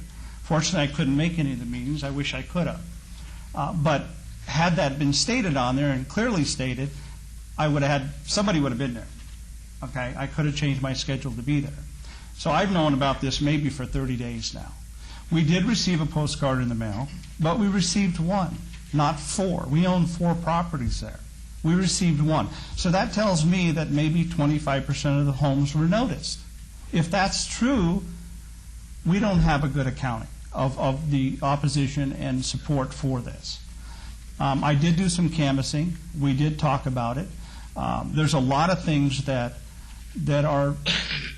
I don't believe everybody was noticed properly. I don't believe that everything's been above board. We started in 2005, yet we did a survey of the neighborhood in March of 2009, almost 4 years, a little over 4 years later.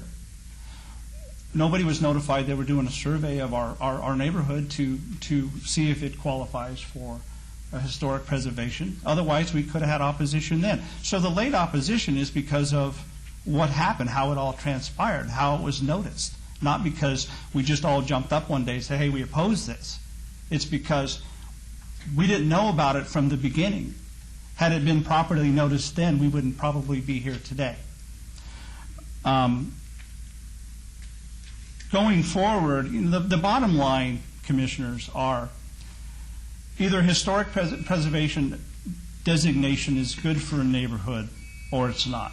If it's good for a neighborhood, in that case, a supermajority of the neighbors voluntarily buy into it, 75-80%. From her admission, she has 50 people that actually are for it out of 288. That's nowhere near even a 50% buy-in. If it's not good for the neighborhood, it shouldn't happen. The majority of what I think is going on here, and I just don't think the disclosure's been forthright all the way through this process until we get to the end. That's why you see the opposition here tonight. How many oppose it? It's about 50-50. A lot of people probably couldn't make it here tonight. But those signatures are real. There's 100+ signatures on there. We didn't get a chance to get to all the homes. If it's a good, we should have a majority of the residents that want to participate, and I don't think we have that. What I would You've got your 3 minutes up to close. May I close, please? Please. I think what's going on here is we have a vocal minority of residents that are using the government bullwhip to put their wheel on the majority of neighbors. Thank you for your time. Got your position. Thank you. Next. We have 2 microphones. We could hurry the process up by having lines formed to either side, and we just go left, right, and we'll be with it.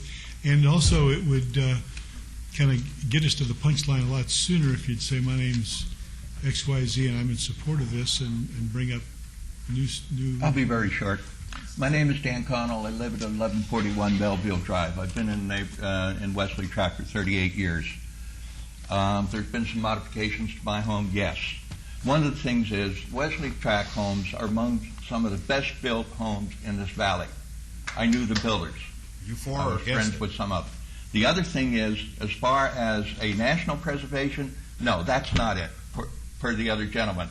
It's a Las Vegas preservation only. The neighborhood itself, over the years, will tend to depreciate. The historical preservation, I think, will help maintain the integrity of the neighborhood itself. I would like to see it. I have no reason to move out of that neighborhood. We raised 4 boys. I am definitely in favor of it. Primarily to see and it maintains its current level, and it's very nice. People walk out, they walk their dogs and everything else, not afraid of anything. I've been in a neighborhood, I'm a retired police officer, where there have been other neighborhoods the same age, and they've been really horrible. Thank you. Thank you. Sir?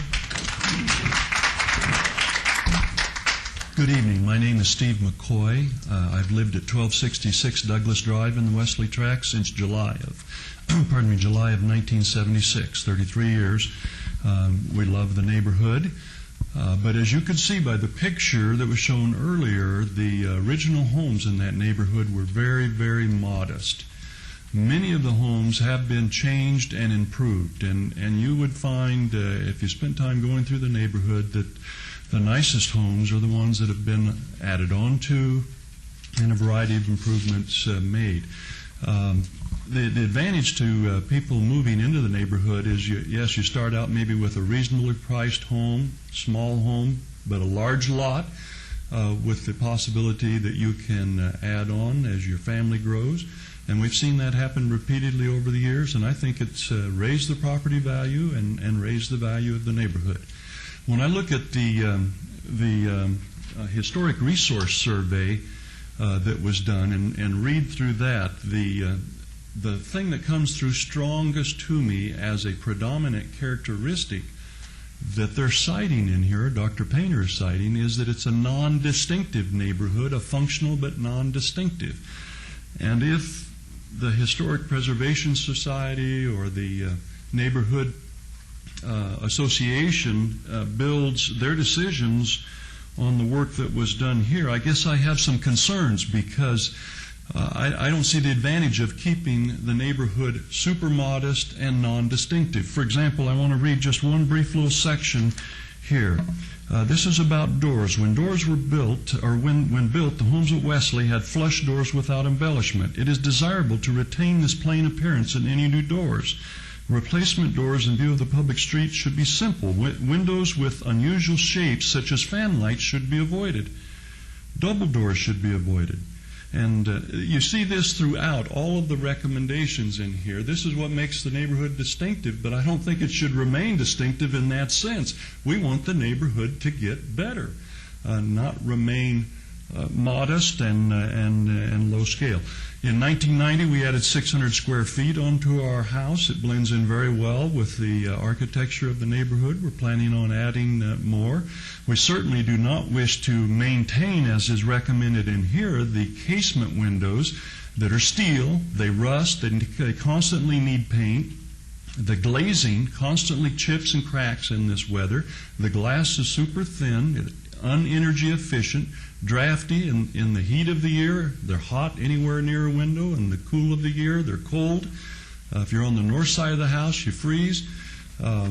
These homes need to continually be improved and updated, and I'm very worried that this is going to lead to restrictions. I'm opposing the motion. I do appreciate all the work that the Neighborhood Association has done and everyone else. But I would like to oppose it.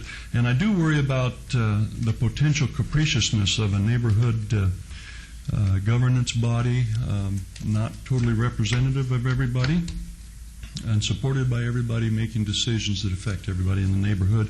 I think city code is fine and sufficient if it's fully enforced, and should be.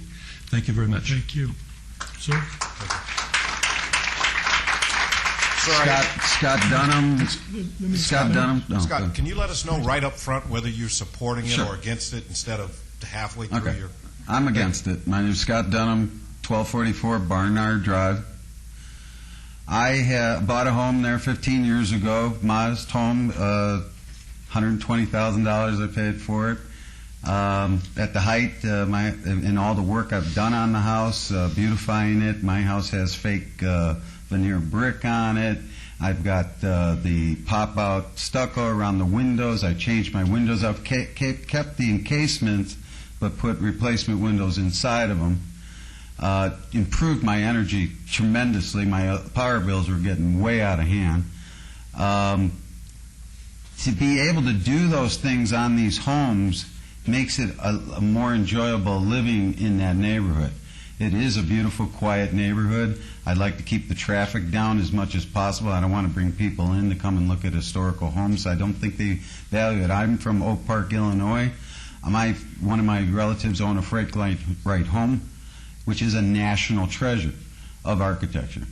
And I can understand wanting to preserve those type of homes. To me, these homes are built well. They're great little efficient. When they were first built, they were efficient bungalows, 2 to 3 bedrooms. Mine is now 4-bedroom, 2-bath home, about 2,800 square feet. The high value of it was 420 at the highest at the time. Now it's down to 180. I didn't put all that money in that house to have it go down in value, and I don't think this will bring it up, because my home doesn't look like anything of the regular home when it was first purchased. So, and like I said, I don't want to be policed in what I can do on my property. I have an autistic child. I have a pool in the back. I don't have a safe area for a playground. I put it in my front yard, and some people might oppose a playground in their front yard, but I have a block wall 2.5 feet high in front, keeps it secure and everything, and he can be out there with his parents and stuff. So thank you. Thank you, ma'am. I'm Jerry Ballou, 1238 Barnard Drive and 1248 Barnard Drive. I have 2 homes in the neighborhood. I actually moved into that neighborhood. I am in opposition. I moved into the neighborhood when I was 5 years old. I have been there ever since. We have made huge improvements on our own home. I'm now the owner of my mother's home with improvements to come on that home. With the neighborhood association or the historical, I think that it's going to challenge my ability to sell my mother's home, because now there's another layer of restriction. And again, if I had wanted to live in an association, I would have purchased in an association to have people dictate to me. If this historical neighborhood could dictate that people would take better care of their homes, I may be 100% for it, but it can't do that. So for me and my neighbors and those people who want to upgrade their homes, I just don't think it's a good thing. Thank you. Thank you. Next. My name is Fred Lando at 1200 Cashman Drive. Westlake is a lovely neighborhood. I moved there specifically about 17 years ago. But I'm modestly opposed to the idea, only modestly. But I'm not here to make that case. I'm really here to ask a question. As far as I know, of the 288 homes, 56% of those homes are in compliance with the city register criteria. On my block, Cashman Drive, out of 25 homes, 3 are in compliance. My home is not. I'm interested in the constraints if this designation were to go through. What would be the constraints on a home that is already not in compliance? We'll get you an answer to that when we're finished with you. Pardon me? We'll get an answer to those questions when we get to the end of it. We'll ask the presenter to respond. Sir? My name is Robert Reitz. I live at 1331 Melville Drive. I am definitely in favor of this. I have attended every meeting that this group, I won't call it an association because we don't have rules and regulations, but I have attended every meeting that since we've had this group. I also, with my wife's help, do the complete Melville Drive area, putting flyers out prior to every meeting. I know that the other streets have the same thing. They have flyers put on every door, and those flyers stated that there was a historical preservation discussion on all of the meetings that were there. Now, was born and raised in Las Vegas. I've lived in my house for 45 years. I have no intention to leave. I have added on to my house quite extensively.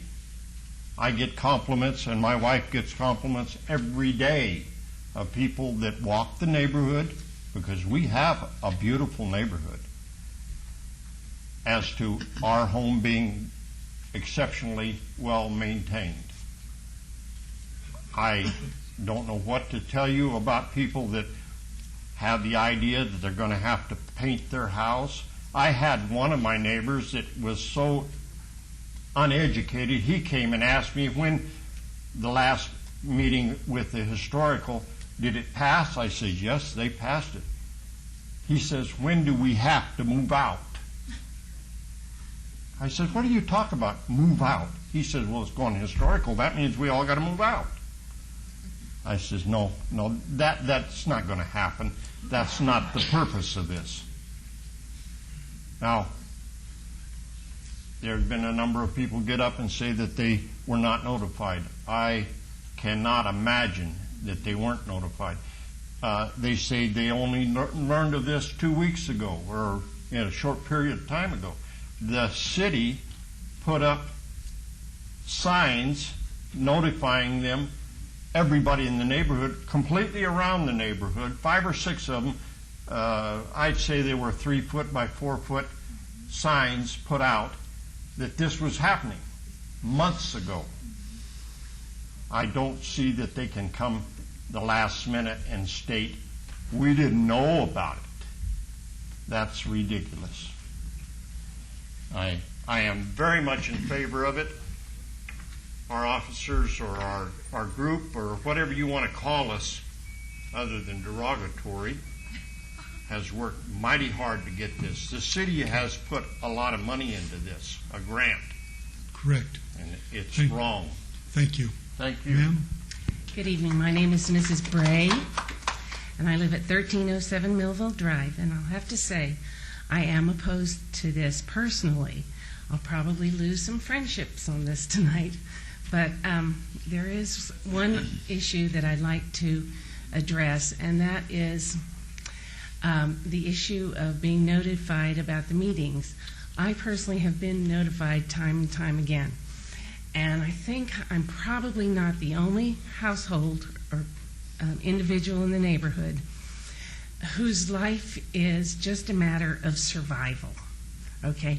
I commend people that have the time to schedule and to attend meetings. I'm proud of people when they stand up for what they believe in. But there is a group, there are people in this neighborhood that, like myself, are trying to survive. We get up early in the morning, we go to work, we work physically all day and do a good job at work. We take care of our children, we purchase our own health care, we pay our bills,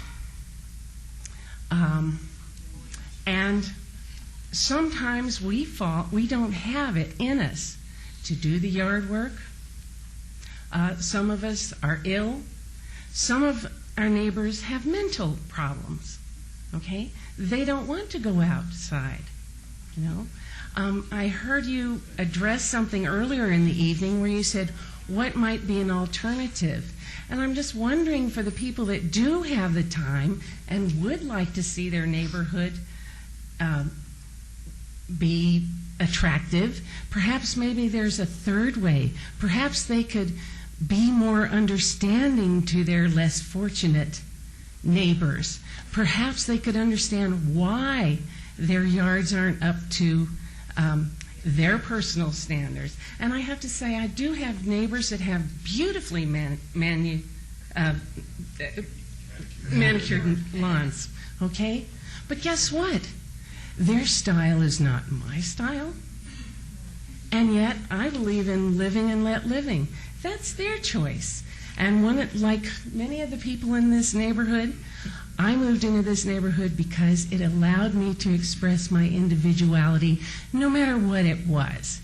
And not to encroach upon my neighbor, you know, within reasonable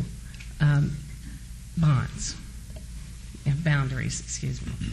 That's all I have to say. Thank you. Thank you. Thank you. Mr. Chairman, I'm wondering how many more people are going to speak, and maybe we can have them come down. Is that acceptable? Are these our last two speakers, we think? Nope. Okay, so let's I think they're just getting started. Okay, I'm hoping that maybe someone can sum up representations from each side. I'm hearing a couple of things. One that seems to be resonating is people are fearful that they won't be able to renovate. I think everybody is in agreement that it's a great neighborhood, but there's objections to the historic designation, and I'd like to just know why for and against.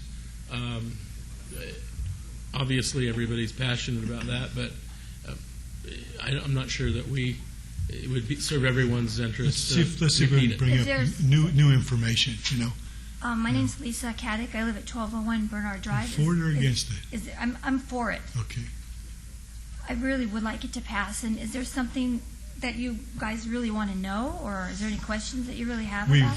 We're listening to what you have to say, but when people that really are for this, I mean, I think they just really, really love the neighborhood. And I moved in this neighborhood about almost 20 years coming up to, and we moved in it because we really, really didn't want just a regular style of a house. I love the 50s ranch style house. We didn't want a typical neighborhood like you'll see anywhere in Las Vegas, and our neighborhood is one of the few older neighborhoods in Las Vegas, and it's just so unique, and we don't want to see it, you know, we want to keep it like that. And so many of our neighbors are like afraid that they're going to be told what to do, you know, and The funny thing is, with this historical commission, yes, if they're going to tell you you have to change out things or like that, you can get windows and things changed out that will be along the style of windows that are,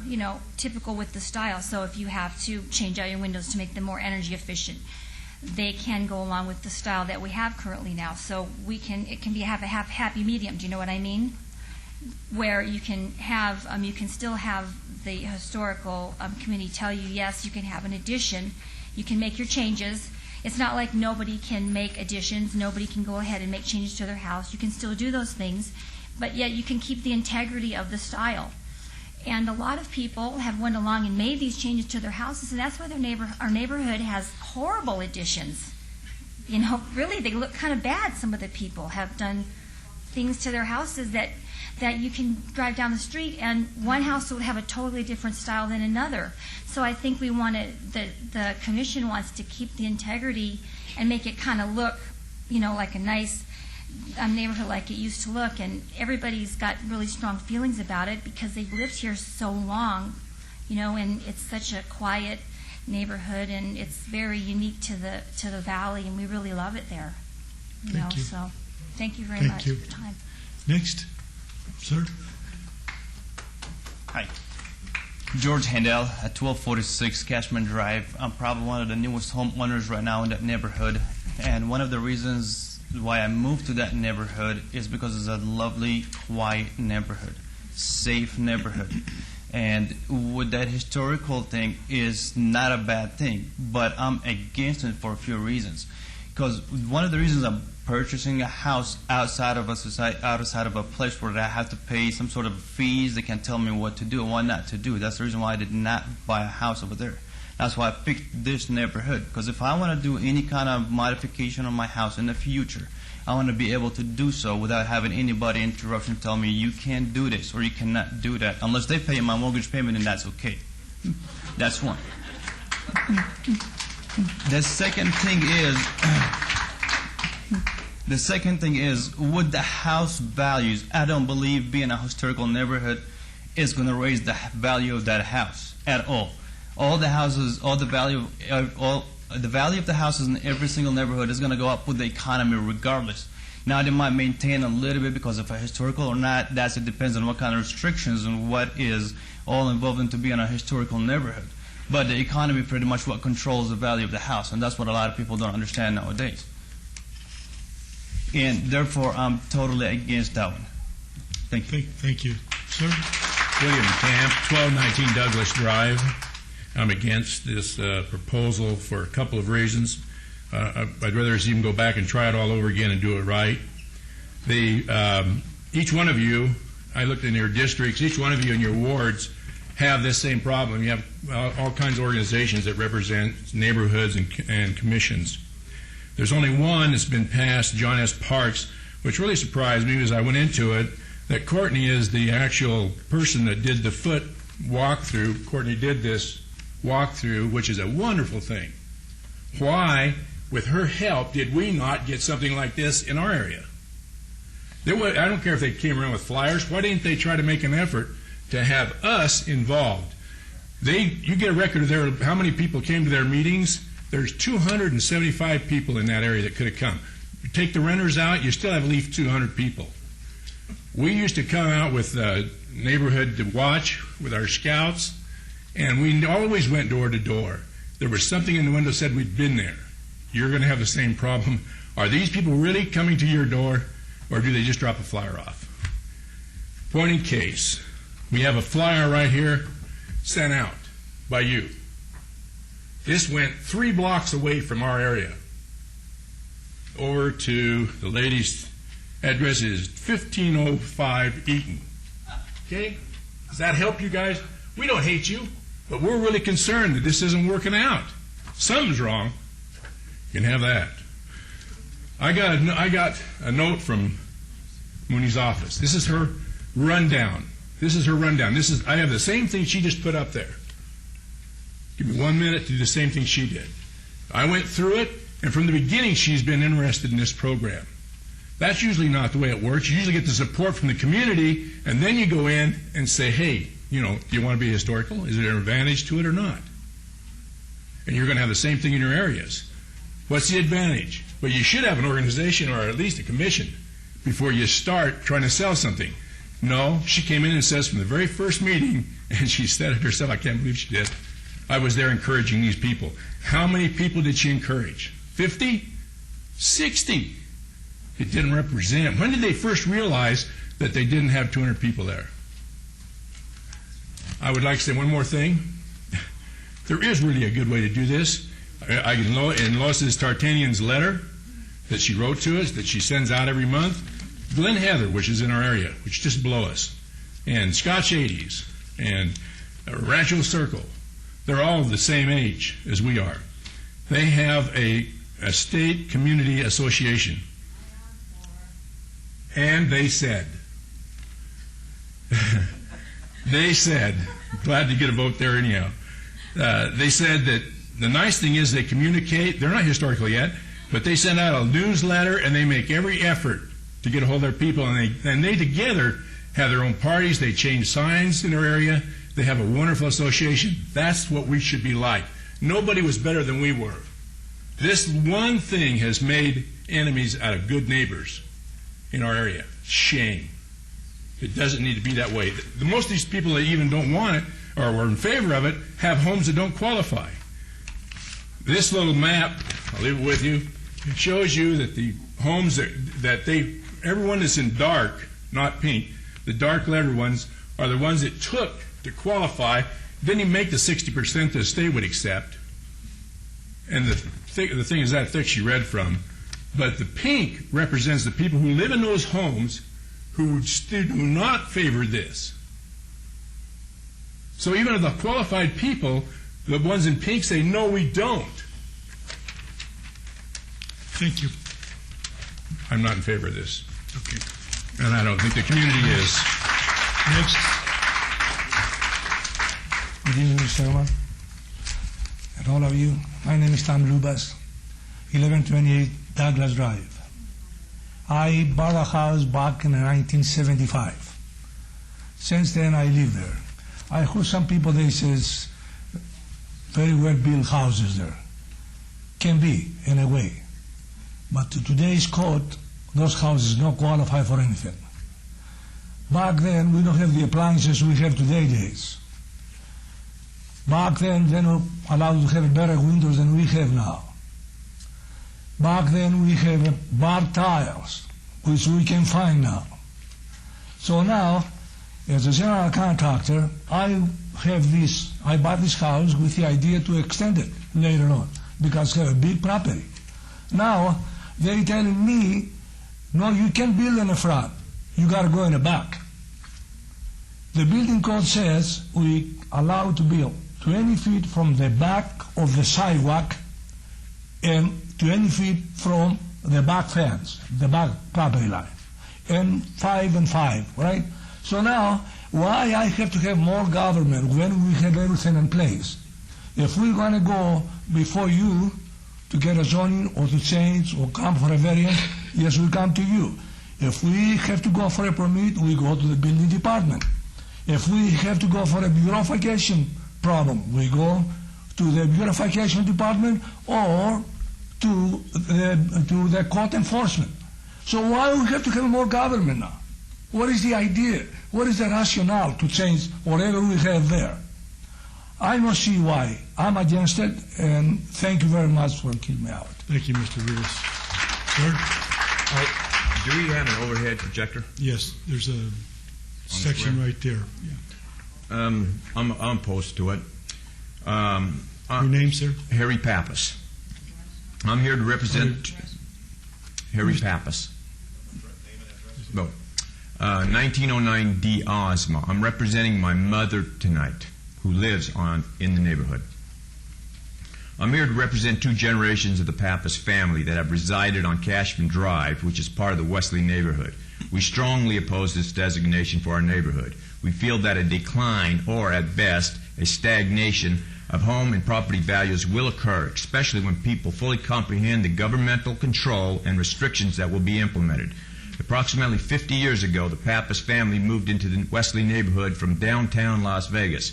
My brother and I grew up in this neighborhood. Our mother still lives in the same home. We currently own 8 properties in the area. People who are seeking historical designation for the neighborhood have claimed all sorts of wonders. For example, that property values will go up, that the city will give them money to remodel our homes, that the city will force neighbors to clean up their trashy front yards. It will stop people from renting out these homes in here. It'll stop businesses from coming into the neighborhood. And that it's not a big deal. They're only going to put up a couple of historical markers around the place. About the only thing I haven't heard that a historical designation will do is stop an Iraqi Scud missile attack on the Melville neighborhood. My family has been in the real estate business in Las Vegas for 80 years. There's not much we don't know about the industry. Anyone who claims property values will rise simply because of a historical designation needs to supply solid evidence. The burden of proof rests on their shoulders. Supply industry-produced data, studies, projections, and, most importantly, make sure the data is independently peer-reviewed. In other words, such a profound zoning shift such as this that has the potential to cause harm to people's home and property values demands empirical evidence, not assertions or allegations. There has been no study supplied to the people of Wesley neighborhood.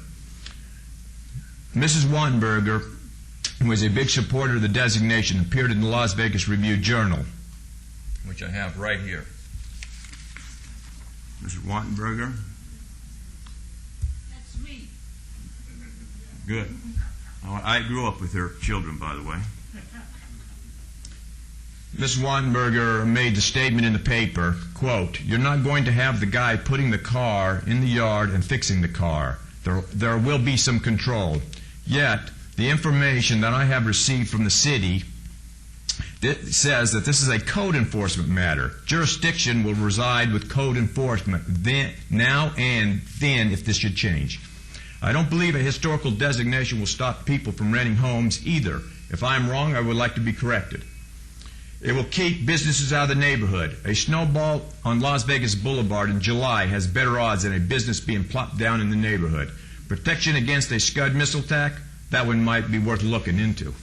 Humor aside, virtually everything being said about the designation is scare tactics or a red herring. While walking the neighborhood helping to gather signatures for the petition, I was amazed at the lack of information or misinformation the people of Wesley have. Literally no one knew what such a designation really meant or would do. The misconceptions are rampant. As can be seen, even Mrs. Wattenberger, a member of the group pushing the designation, is misinformed.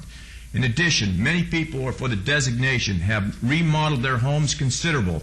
They have had the luxury and opportunity and freedom to enhance and upgrade their homes over the years. They now enjoy improved aesthetics, function, livability, and a handsome stepped-up financial value. Yet now they, in effect, want to deny the same rights and privileges to their neighbors. This home here, nothing like the original home. This is a beautiful-looking home now. Could be put in any modern neighborhood in Las Vegas. This is a non-conforming home, by the way. This person wants the designation. Mr. Pappas, I'd agreed to give you a little extra time. You're pushing your 5 minutes beyond. Thank you. This home here, again, that's a modern-looking Spanish Mediterranean home. It's non-conforming. Could not be built if we get this designation in the neighborhood.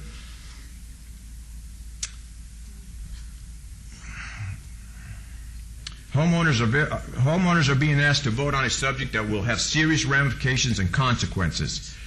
Control of their home and property will be subject to a de facto government homeowners association. It would seem to me that those who wish to live under a homeowners association are free to move into one. Most people who have chosen to purchase a home, invest their time and money, and live in the Wesley neighborhood have done so because they don't. According to the City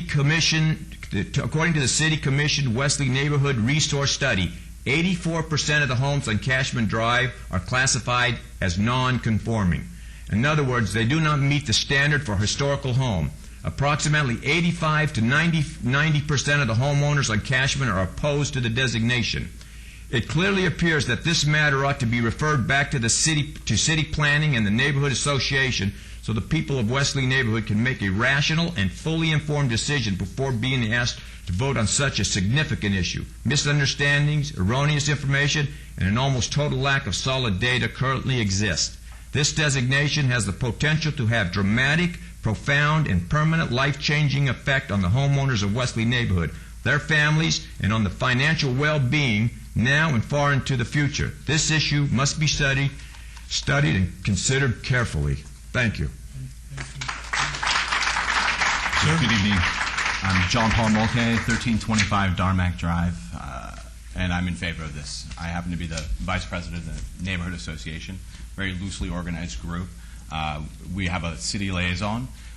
We have worked with Courtney through the process for the past 3 years. It's a volunteer position. And I must say that all of the minutes from every meeting that we've ever had has been posted on a website, which has been included on our door hangers. We have had the city porch in our neighborhood 3 separate occasions over the past 2 years for an entire morning where the neighbors would gather, information was spread out on a table. This was clear as day. If any of these folks, most of this opposed, I've never seen any of these events, city porch, any of this. You didn't know? It's a gigantic semi-truck. Sorry, just talk to me. You're gonna get certainly, sir. The bottom line is I think there's a lot of misinformation flying around. Exactly. And for those who are standing up here and reading a novel, this information has been available, and especially over the last month, to seek out whether or not you can remodel your house, et cetera, et cetera. I've spent tons of time in meetings at city events and our neighborhood association meetings, and we've all talked about this. Those who haven't participated are late to the party and haven't gotten a chance to seek out the correct information. I'm hearing all kinds of crazy things. Okay. Thank you. So are we. Yeah. Ma'am, one last speaker. Good evening. My name's Cynthia McCoy. I live at 1266 Douglas Drive, and I oppose this. I just have one short thing to say, and that is that if some people got together and they decided to have meetings and do this, that's fine. But it would seem to me that if the majority of the neighborhood didn't show up, it was because they didn't want to do it and they weren't interested. Why? Because they decide to get excited about something. Do I have to get excited about it? I've got a life, as this one lady was saying. I work really hard. I'm really tired at night, and I don't have meetings, time to go to meeting after meeting after meeting about something that I'm not interested in. And I wasn't interested in this, and therefore I didn't go. I did get some of their notifications, but I didn't get all of them, and I don't understand why we, the rest of us who didn't want this and didn't come, should be railroaded into doing something just because we're not interested in it. Obviously, we don't want it. Thank you. Thank you. So I think we've done a pretty thorough job of having public input on this item, so with no further speakers, I'll declare the public hearing closed and turn it over to the planning commissioners for discussion and possible motion. For starters, I'll ask the staff simply the 2 questions. What happens to the non-complying homes? And also, what is the composition of this commission, and how is this particular neighborhood represented on that commission? I'll answer the first one about the non-compliant homes. Title 19 Historic Designation Ordinance says that that the approval authority, which would be the HPC, shall consider applications with reference to the objectives of the ordinance. The approval authority may deny an application upon determining any of the following: that proposed work on any portion of a contributing property within an historic district will not be compatible with the recognized distinctive character of the property itself, with the character of the entire district, or with the design guidelines that have been adopted for the district. That major new construction proposed for non-contributing properties within an historic district will not be compatible with the recognized distinctive character of the entire district or with the design guidelines that have been adopted for the district. So basically it means that the non-contributing properties would be judged in relation to the entire district as as opposed to the contributing properties, which would be held to a standard of their own integrity. Okay, so let me just be more specific. The gentleman with the playground in his front yard, when's he going to have to tear it out? He will not have to make any changes to be compliant. The people that have the patio covers in the back of their homes that extend within the 20-foot encroachment, when do they tear them out? They won't have to make any changes if the designation is approved.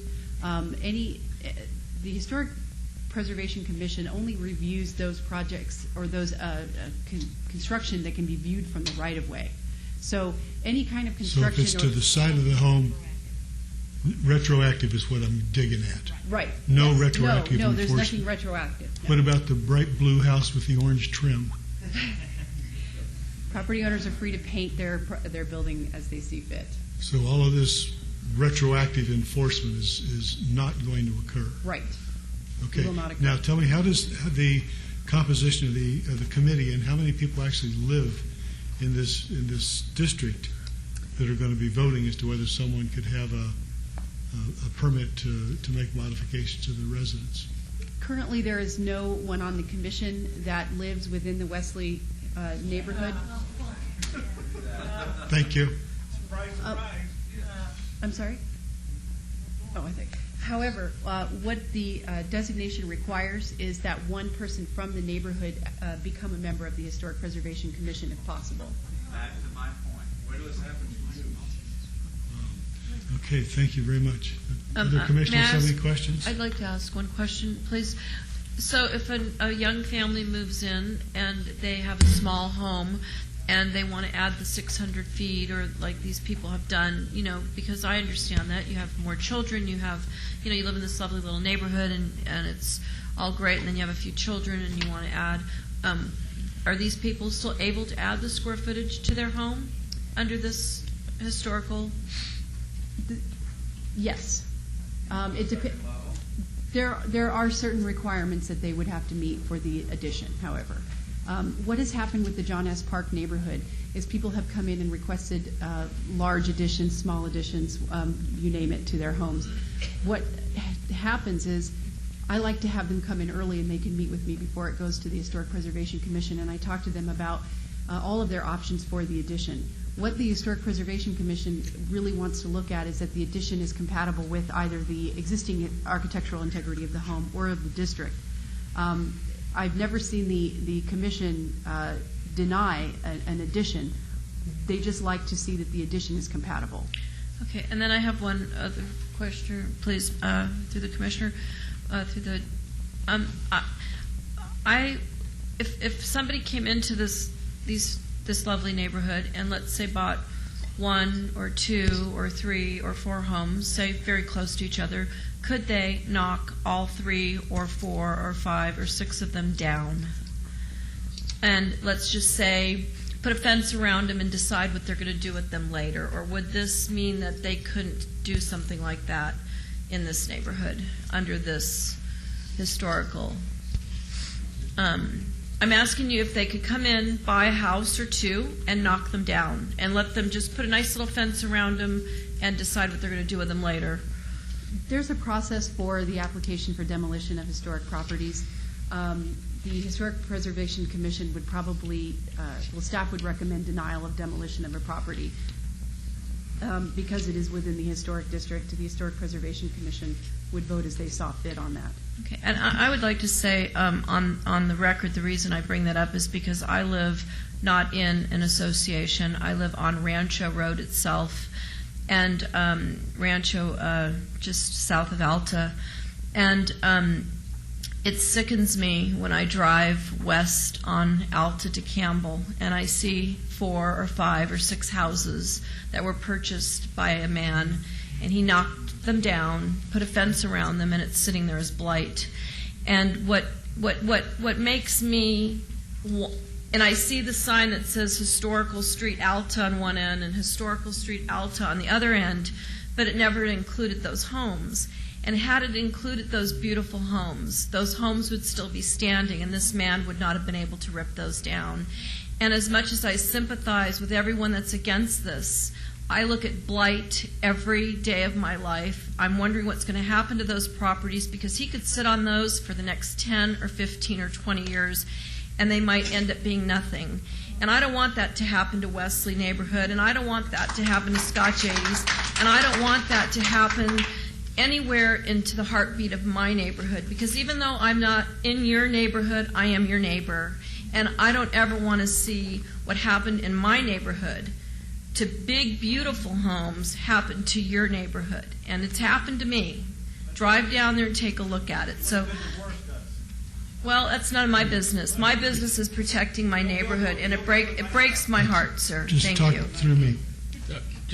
No, well, the audience participation portion of the show is over. So if you can It was just keep it to simply yourselves. that goes for the commission also, if you would, Yeah, please. thank you. Thank you.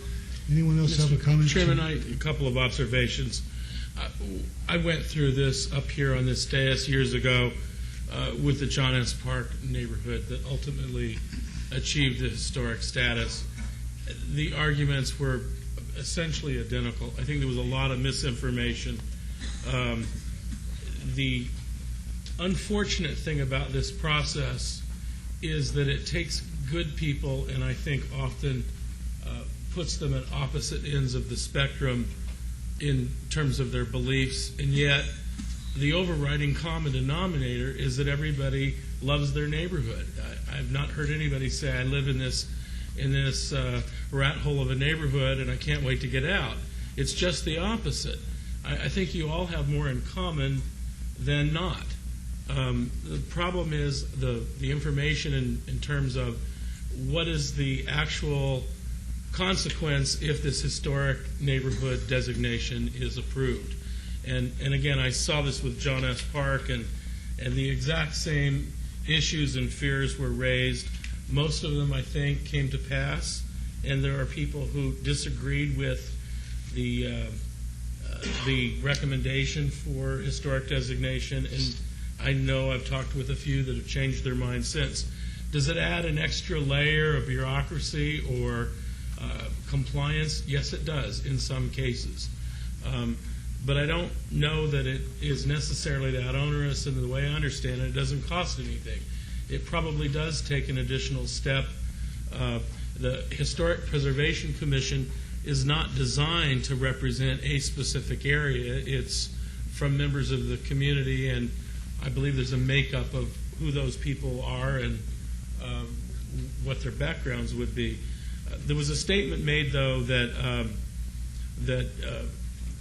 about historic designation and whether or not that would bring the property value down or up. And I think the statement was made that there was no empirical data to demonstrate that historic designation actually would improve property value. Well, I will tell you in the John S. Park neighborhood, there absolutely is empirical data that show that the designation of the historic neighborhood did improve the property values. And in that neighborhood, which again saw some of the same issues that this is struggling with, I would remind people that even though some people call it a sketchy neighborhood, that Money Magazine named it one of the best neighborhoods in Las Vegas. So I think there are, I do understand the passion, and I think there's a resistance to have anybody tell you what you can or cannot do. But I do think that there is a misconception of the extent of what that is. I think it's meant more to guide someone and to protect a neighborhood. I can appreciate people not wanting to come out to meetings, but there definitely were meetings, and they're memorialized in all of the backup. But I would encourage folks to talk, because I just don't think it is that onerous of a process. It doesn't mean that you cannot renovate. It doesn't mean that you cannot add on. It doesn't mean that you can't not paint your house or choose the color of paint. And I suspect if you disagreed with the architectural changes that would be made, that there is also a process where you could convince people that what you want to do is your business and that it isn't going to mess up the rest of the historic designation of the neighborhood. If I understand, there's some safeguard for that. And one last thing, I live in a home in the Mature area town, built in 1964, and it has never been added on to. And I tell people that the value of that home has increased substantially, but for a large part because I never had the money to renovate. It maintains almost all of its original integrity, and you would be very, very surprised about how architectural features, original handles, original tile, original ceiling fixtures, hardware, all that sort of thing. There's a cottage industry of people who are seeking homes with integrity. And I would suspect that some of those little bungalows that are in their original and pristine condition would actually bring a lot more money than one would otherwise see. So anyway, those are my thoughts, and I'm always disappointed when I see a group of people, all of whom love their neighborhood. I mean, that's that's what resonates with me. And yet you've become divided in how you want to go into the future. And I would encourage everybody to try to maybe discuss this further amongst yourselves, because I really don't think you're that far apart in terms of your views. Thank you.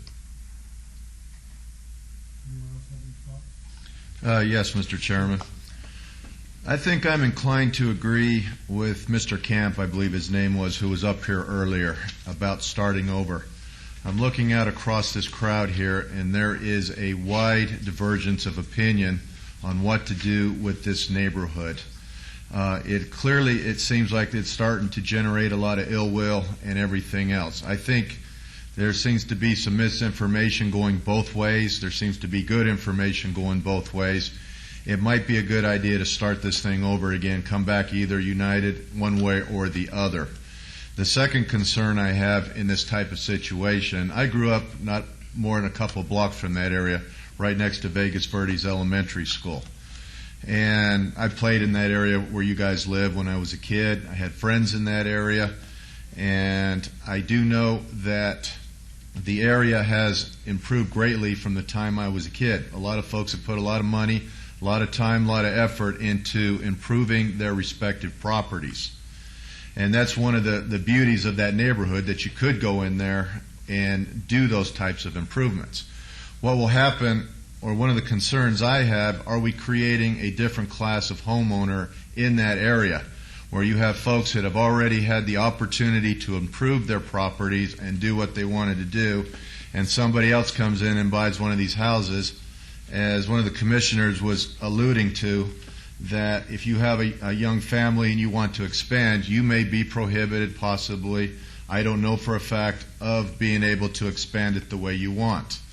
So the bottom line of what I'm saying right now is I think y'all should go back to the drawing board and come to a consensus in your neighborhood one way or the other, then come back to us.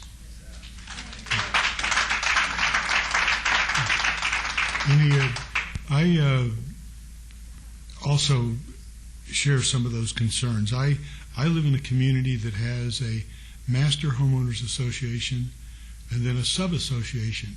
So when I wanted to make modifications to my backyard, I had to go get approval from both groups.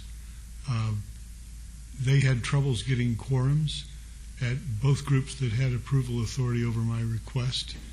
And I think that my project was delayed probably a total of 6 months. It was a backyard project, and so it cost me the use of my backyard for the summer. It was a major pain in the neck. And my homeowners associations, that's with an S on it, is made up of people that live in the neighborhood. Here you're talking about allowing yourself to be, in essence, governed by a group that if you become a historical preservation area, you'll have one member that's selected by the city council, not by yourselves. There will be one voice on the board of 13, which will make decisions as to whether you can or cannot do something that you want to do.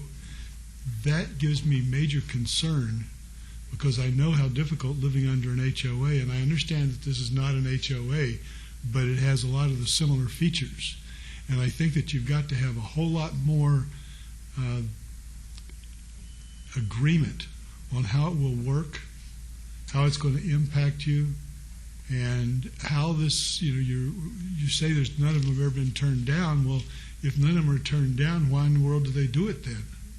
When I'm talking about applications going for changes in the John S. Park neighborhood, if they're never turned down, I think we turned down more requests here at the Planning Commission coming out of the John S. Park neighborhood than perhaps the historical people do, if I remember correctly and understand what you said, But I really think we need to go back. When one of the speakers mentioned that someone said, well, they were concerned, but now it's going to be an HOA. When do we have to move out? Or, when are we going to have to repaint? Or, they're afraid what it's going to do. Just underlines the lack of understanding of how this proposal is going to impact your primary investment in life, which is your home. And so I think that while you've had a lot of meetings, some of the speakers said, well, just because I didn't go to the meeting didn't mean that I didn't care or that I was supportive of it. It's just that they didn't understand the significance of it. And I think that by having gone through this very lengthy and expensive and time-consuming and hard project on everybody that was involved in getting it to this point, I still think that someone receiving a notice that on the agenda is going to be a discussion of historical preservation, that doesn't tell me a thing about how it's going to impact me and my house. And I think that we need to have a little more discussions. And so I would be very inclined to say, I would be willing to vote no against it right now, but I would also be more than willing to obey this thing for a period of time and let everybody get together and talk about how it's going to impact them. Because while I spoke pretty negatively about homeowners associations, I'm real happy that I have one, because that keeps my neighbor from putting his 52 Chevy up on cinder blocks and leaving it there for months. And the trash cans are taken in when they're dumped, and the lawns are maintained. I like that part of an HOA, but believe me, getting permission to redo my backyard was a major pain in the neck, and I wouldn't wish that on anybody. So there's got to be some kind of a compromise, and that's what I have to say. Go ahead. Mr. Chairman, I don't know if it's a point of starting all the way over. I think it's just a point of understanding. I think it's just some folks aren't as informed as others in getting to an understanding. I think also what may be more inclined to happen is to have this meeting within the neighborhood as opposed to being outside the neighborhood. It needs to come from within, but I don't know if starting over from square one. I think staff and Courtney's done a good job of laying it out. I just think some of this stuff needs to be a little bit more clearer to folks, especially those folks that want to that have the ambition to do changes in the future and how it impacts them. I heard a lot of folks talk about government taking control. I don't think it's a matter of them telling you when you can come in and when you can come out, and I think that's where a bit of the confusion is. And I think she clearly said there is a process, and I think one of the first things you need to do is if it all gets approved, is to come by and see Ms. Mooney first before you go to the Historic Preservation Commission, and that will kind of give you a road map that'll guide you through the maze to get what you want at the end, which I think we've heard they don't turn down much.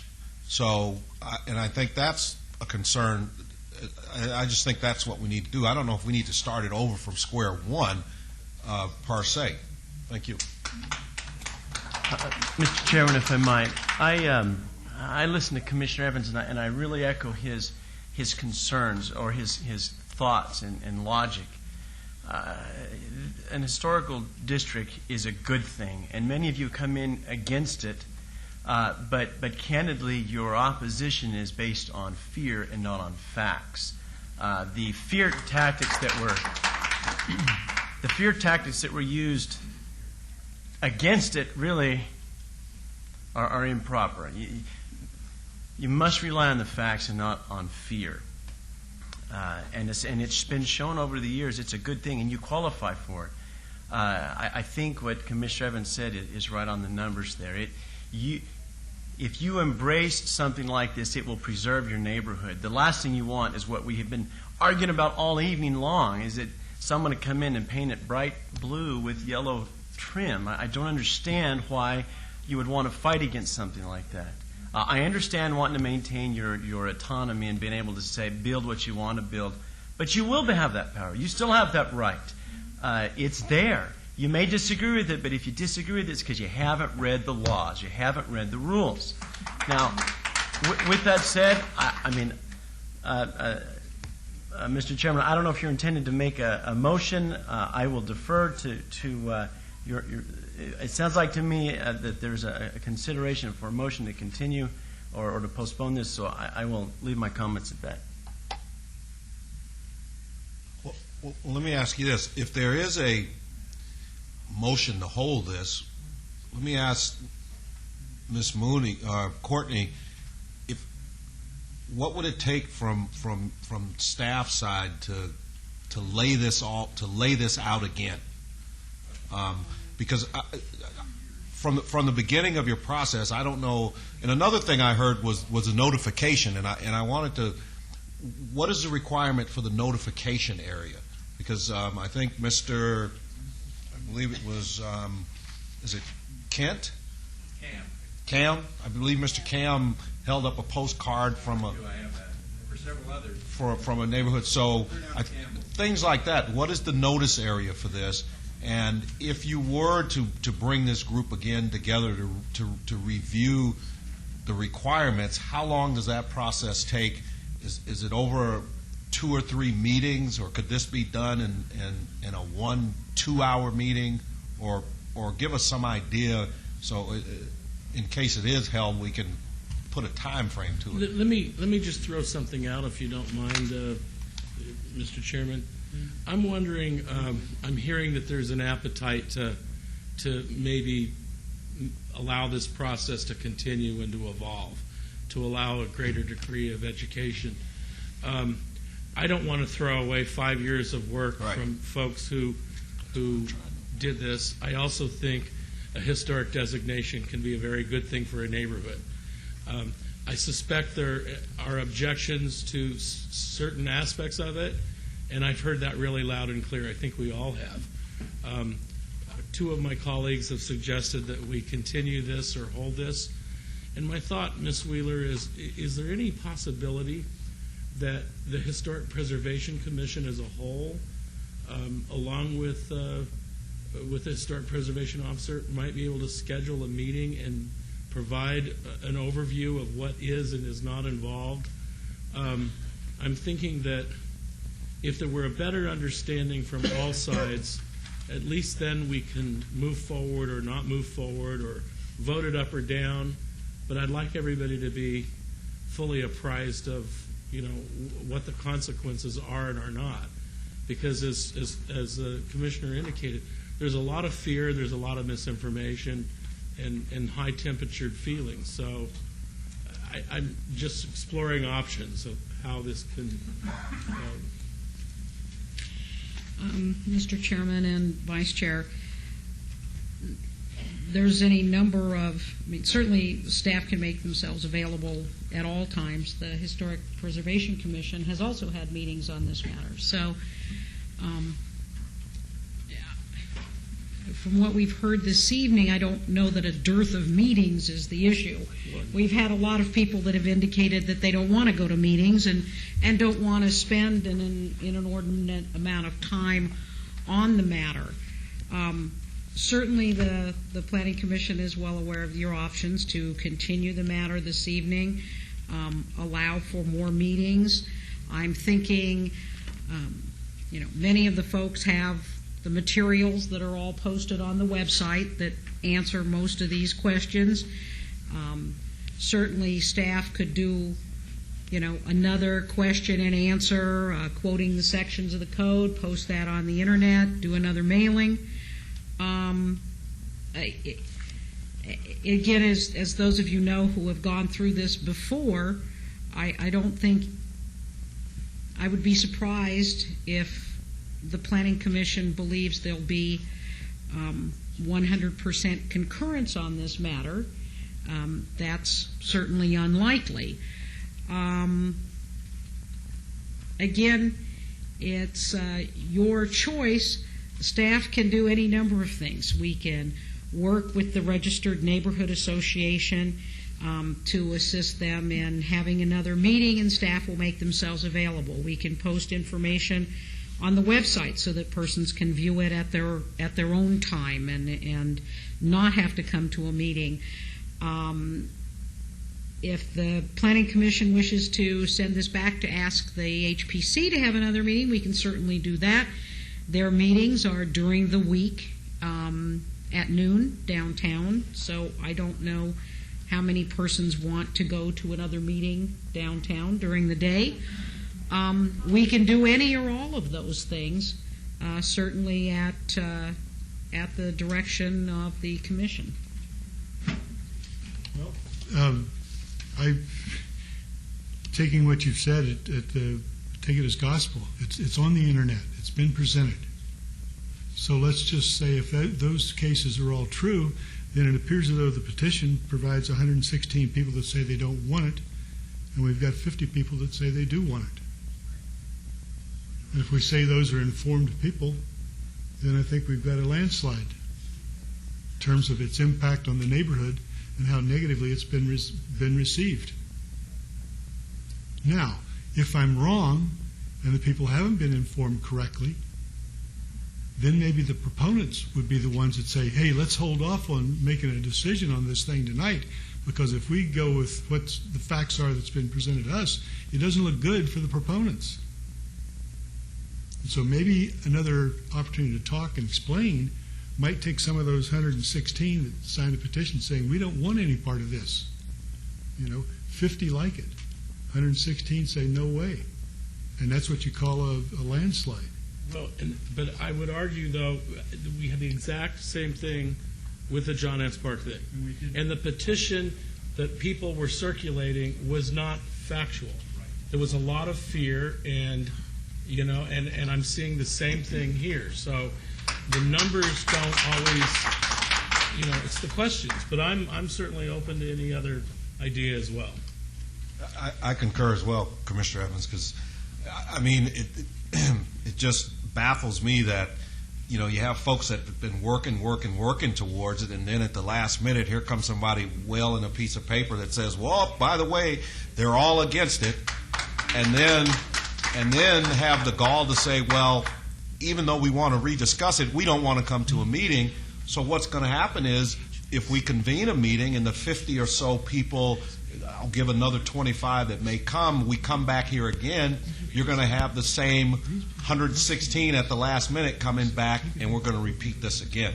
I think it ought to be a workshop type setting with the Historic Preservation Committee as well as Courtney's office, and those 116 folks that have these concerns, write them down, bring it in there, we'll put it up on a whiteboard, and the committee and the staff will answer each and every one of your questions.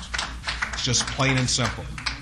And I think that'll defuse a lot of the fear. And just like Commissioner Ellsworth said, it's the fact, not the fear. Go with the fact and don't be afraid of the fear. Not to be rude, but that's noon on a Monday through Friday? I'd be willing to do it Saturday between the USC and Washington State game with some hot dogs on a grill, and bring everybody on somebody's half-acre property and do it like neighbors are supposed to do it, and sit down and talk about it. We brought in the porch with a barbecue on a Saturday, so we can bring in the porch with a barbecue on a Saturday inside the neighborhood and do this. In the neighborhood. Okay. I think I hear a willingness to talk some more. And so with that, I think we've got a motion to continue, perhaps. Commissioner, if all the commissioners have said their piece, I would move to continue this matter. I would probably recommend 30 days at minimum. Any direction of what would occur in the interim, or? I don't think 30 days is enough. I think maybe 60 to 90. 60's fine. Maybe About 2 years, more. that's what we've been fighting for already. Okay. We didn't go to the meetings then. And they want Didn't know about it. Well, just please, folks, if we could, we can't have, no, listen. Draw the line You know what? No, This is just- not a soccer match. I Yeah, listen to that's- everybody. You all listen- need to have a little decorum. Okay. Now, that's what happens when we have commissioners having questions and answer sessions with people in the audience, and it just doesn't work. It always has to go through the chair, and I try to run a very loose meeting so that everyone can be properly heard, but I won't let it degrade into just a shouting contest. I think I've heard people being willing to get together. I've heard a motion for 30 days, a suggestion that 60 would be more appropriate. I'll ask the maker of the motion if they would consider the 60 days. I will restate my motion and accept Commissioner Goins' recommendation to move to continue this for 60 days. Okay, motion has been made. Please cast your votes. Okay, that's November 19th. I want, excuse me, before we vote on that, that is around the Thanksgiving holiday. Everybody does know that, right? We won't hold it on Thanksgiving. Okay. Okay, motion's been made. Please cast your votes. And then, Can I Wait. just, if I may, Chairman, just as an option, you discussed 30 days and 60 days. If instead we split the difference at 45, that would get us to the beginning of November, so we aren't into the holidays. That would be November 5th. Well, then we'd have to go to January. 90 gets you in December, I'm afraid. That's November 5th, would be 45 days. And I will amend the motion and accept the recommendation to move to continue this for 45 days, given the Thanksgiving holiday. To November 5th. Okay, the motion's been made. and one last item of clarification. Is it going to be up to the neighborhood to come together, or are we given any direction, or are we just going to come back in 45 days and repeat this and then vote, or I'm just... Well, I would suggest strongly that the preservation staff get together with the neighborhoods and plan a neighborhood meeting and see if we can come up to some kind of consensus. And I am willing to make a vote. You know, if there's challenges that the petition was worded very swayed or something like that, I'll entertain arguments at that time. You know, I have no reason to believe that the petition wasn't legit. You know, whatever. But 45 days, we'll come back and talk again. Staff will work both with the Neighborhood Association, the Registered Neighborhood Association, all of those who spoke this evening, and we also have the list of those who signed the petition that is before us also, and we will make every effort to contact all of those persons who have expressed interest in the matter. Very good. This is way too important of an issue to jam it home on either side. Thank you. Motion's been made. Please cast your votes. Opposed? Motion carries. So again, that will be heard again at this commission on November 5th. For 26, which is citizens' participation, public comment during this portion of the agenda must be limited to matters within the jurisdiction of the Planning Commission. No subject may be acted upon by the Planning Commission unless the subject is on the agenda and is scheduled for action. If you wish to be heard, come to the podium and give your name for the record. The amount of discussion on any single subject, as well as the amount of time any single speaker is allowed, may be limited. Mr. Farlow? Thank you. Todd Farlow, 240 North 19th Street. Mr. Chairman, through you, I have a comment and a question. Folks, quiet, please. The folks. meeting is still in session. Thank you. I have a comment and a question, and both of them regard Margot. So through you, Margot, the mayor says that nobody sends many thank yous your way, but I am going to do one. What you have done, what you and your staff have done on that 3rd Street around Charleston there is absolutely beautiful. Absolutely beautiful. Now, I reserve the right to bitch and moan in the future. Now, the second is a question, and it revolves around the house just south of me. The bank gave up on it, and it went to Freddie Mac or that, and they're trying to get rid of it. So they've got a price on it like $30,000. All right. I heard that there's some way that the city has money to buy up some properties and fix them up. But my thing is this. I know that house well. It's very well built. It can be made into a wonderful home for $45,000.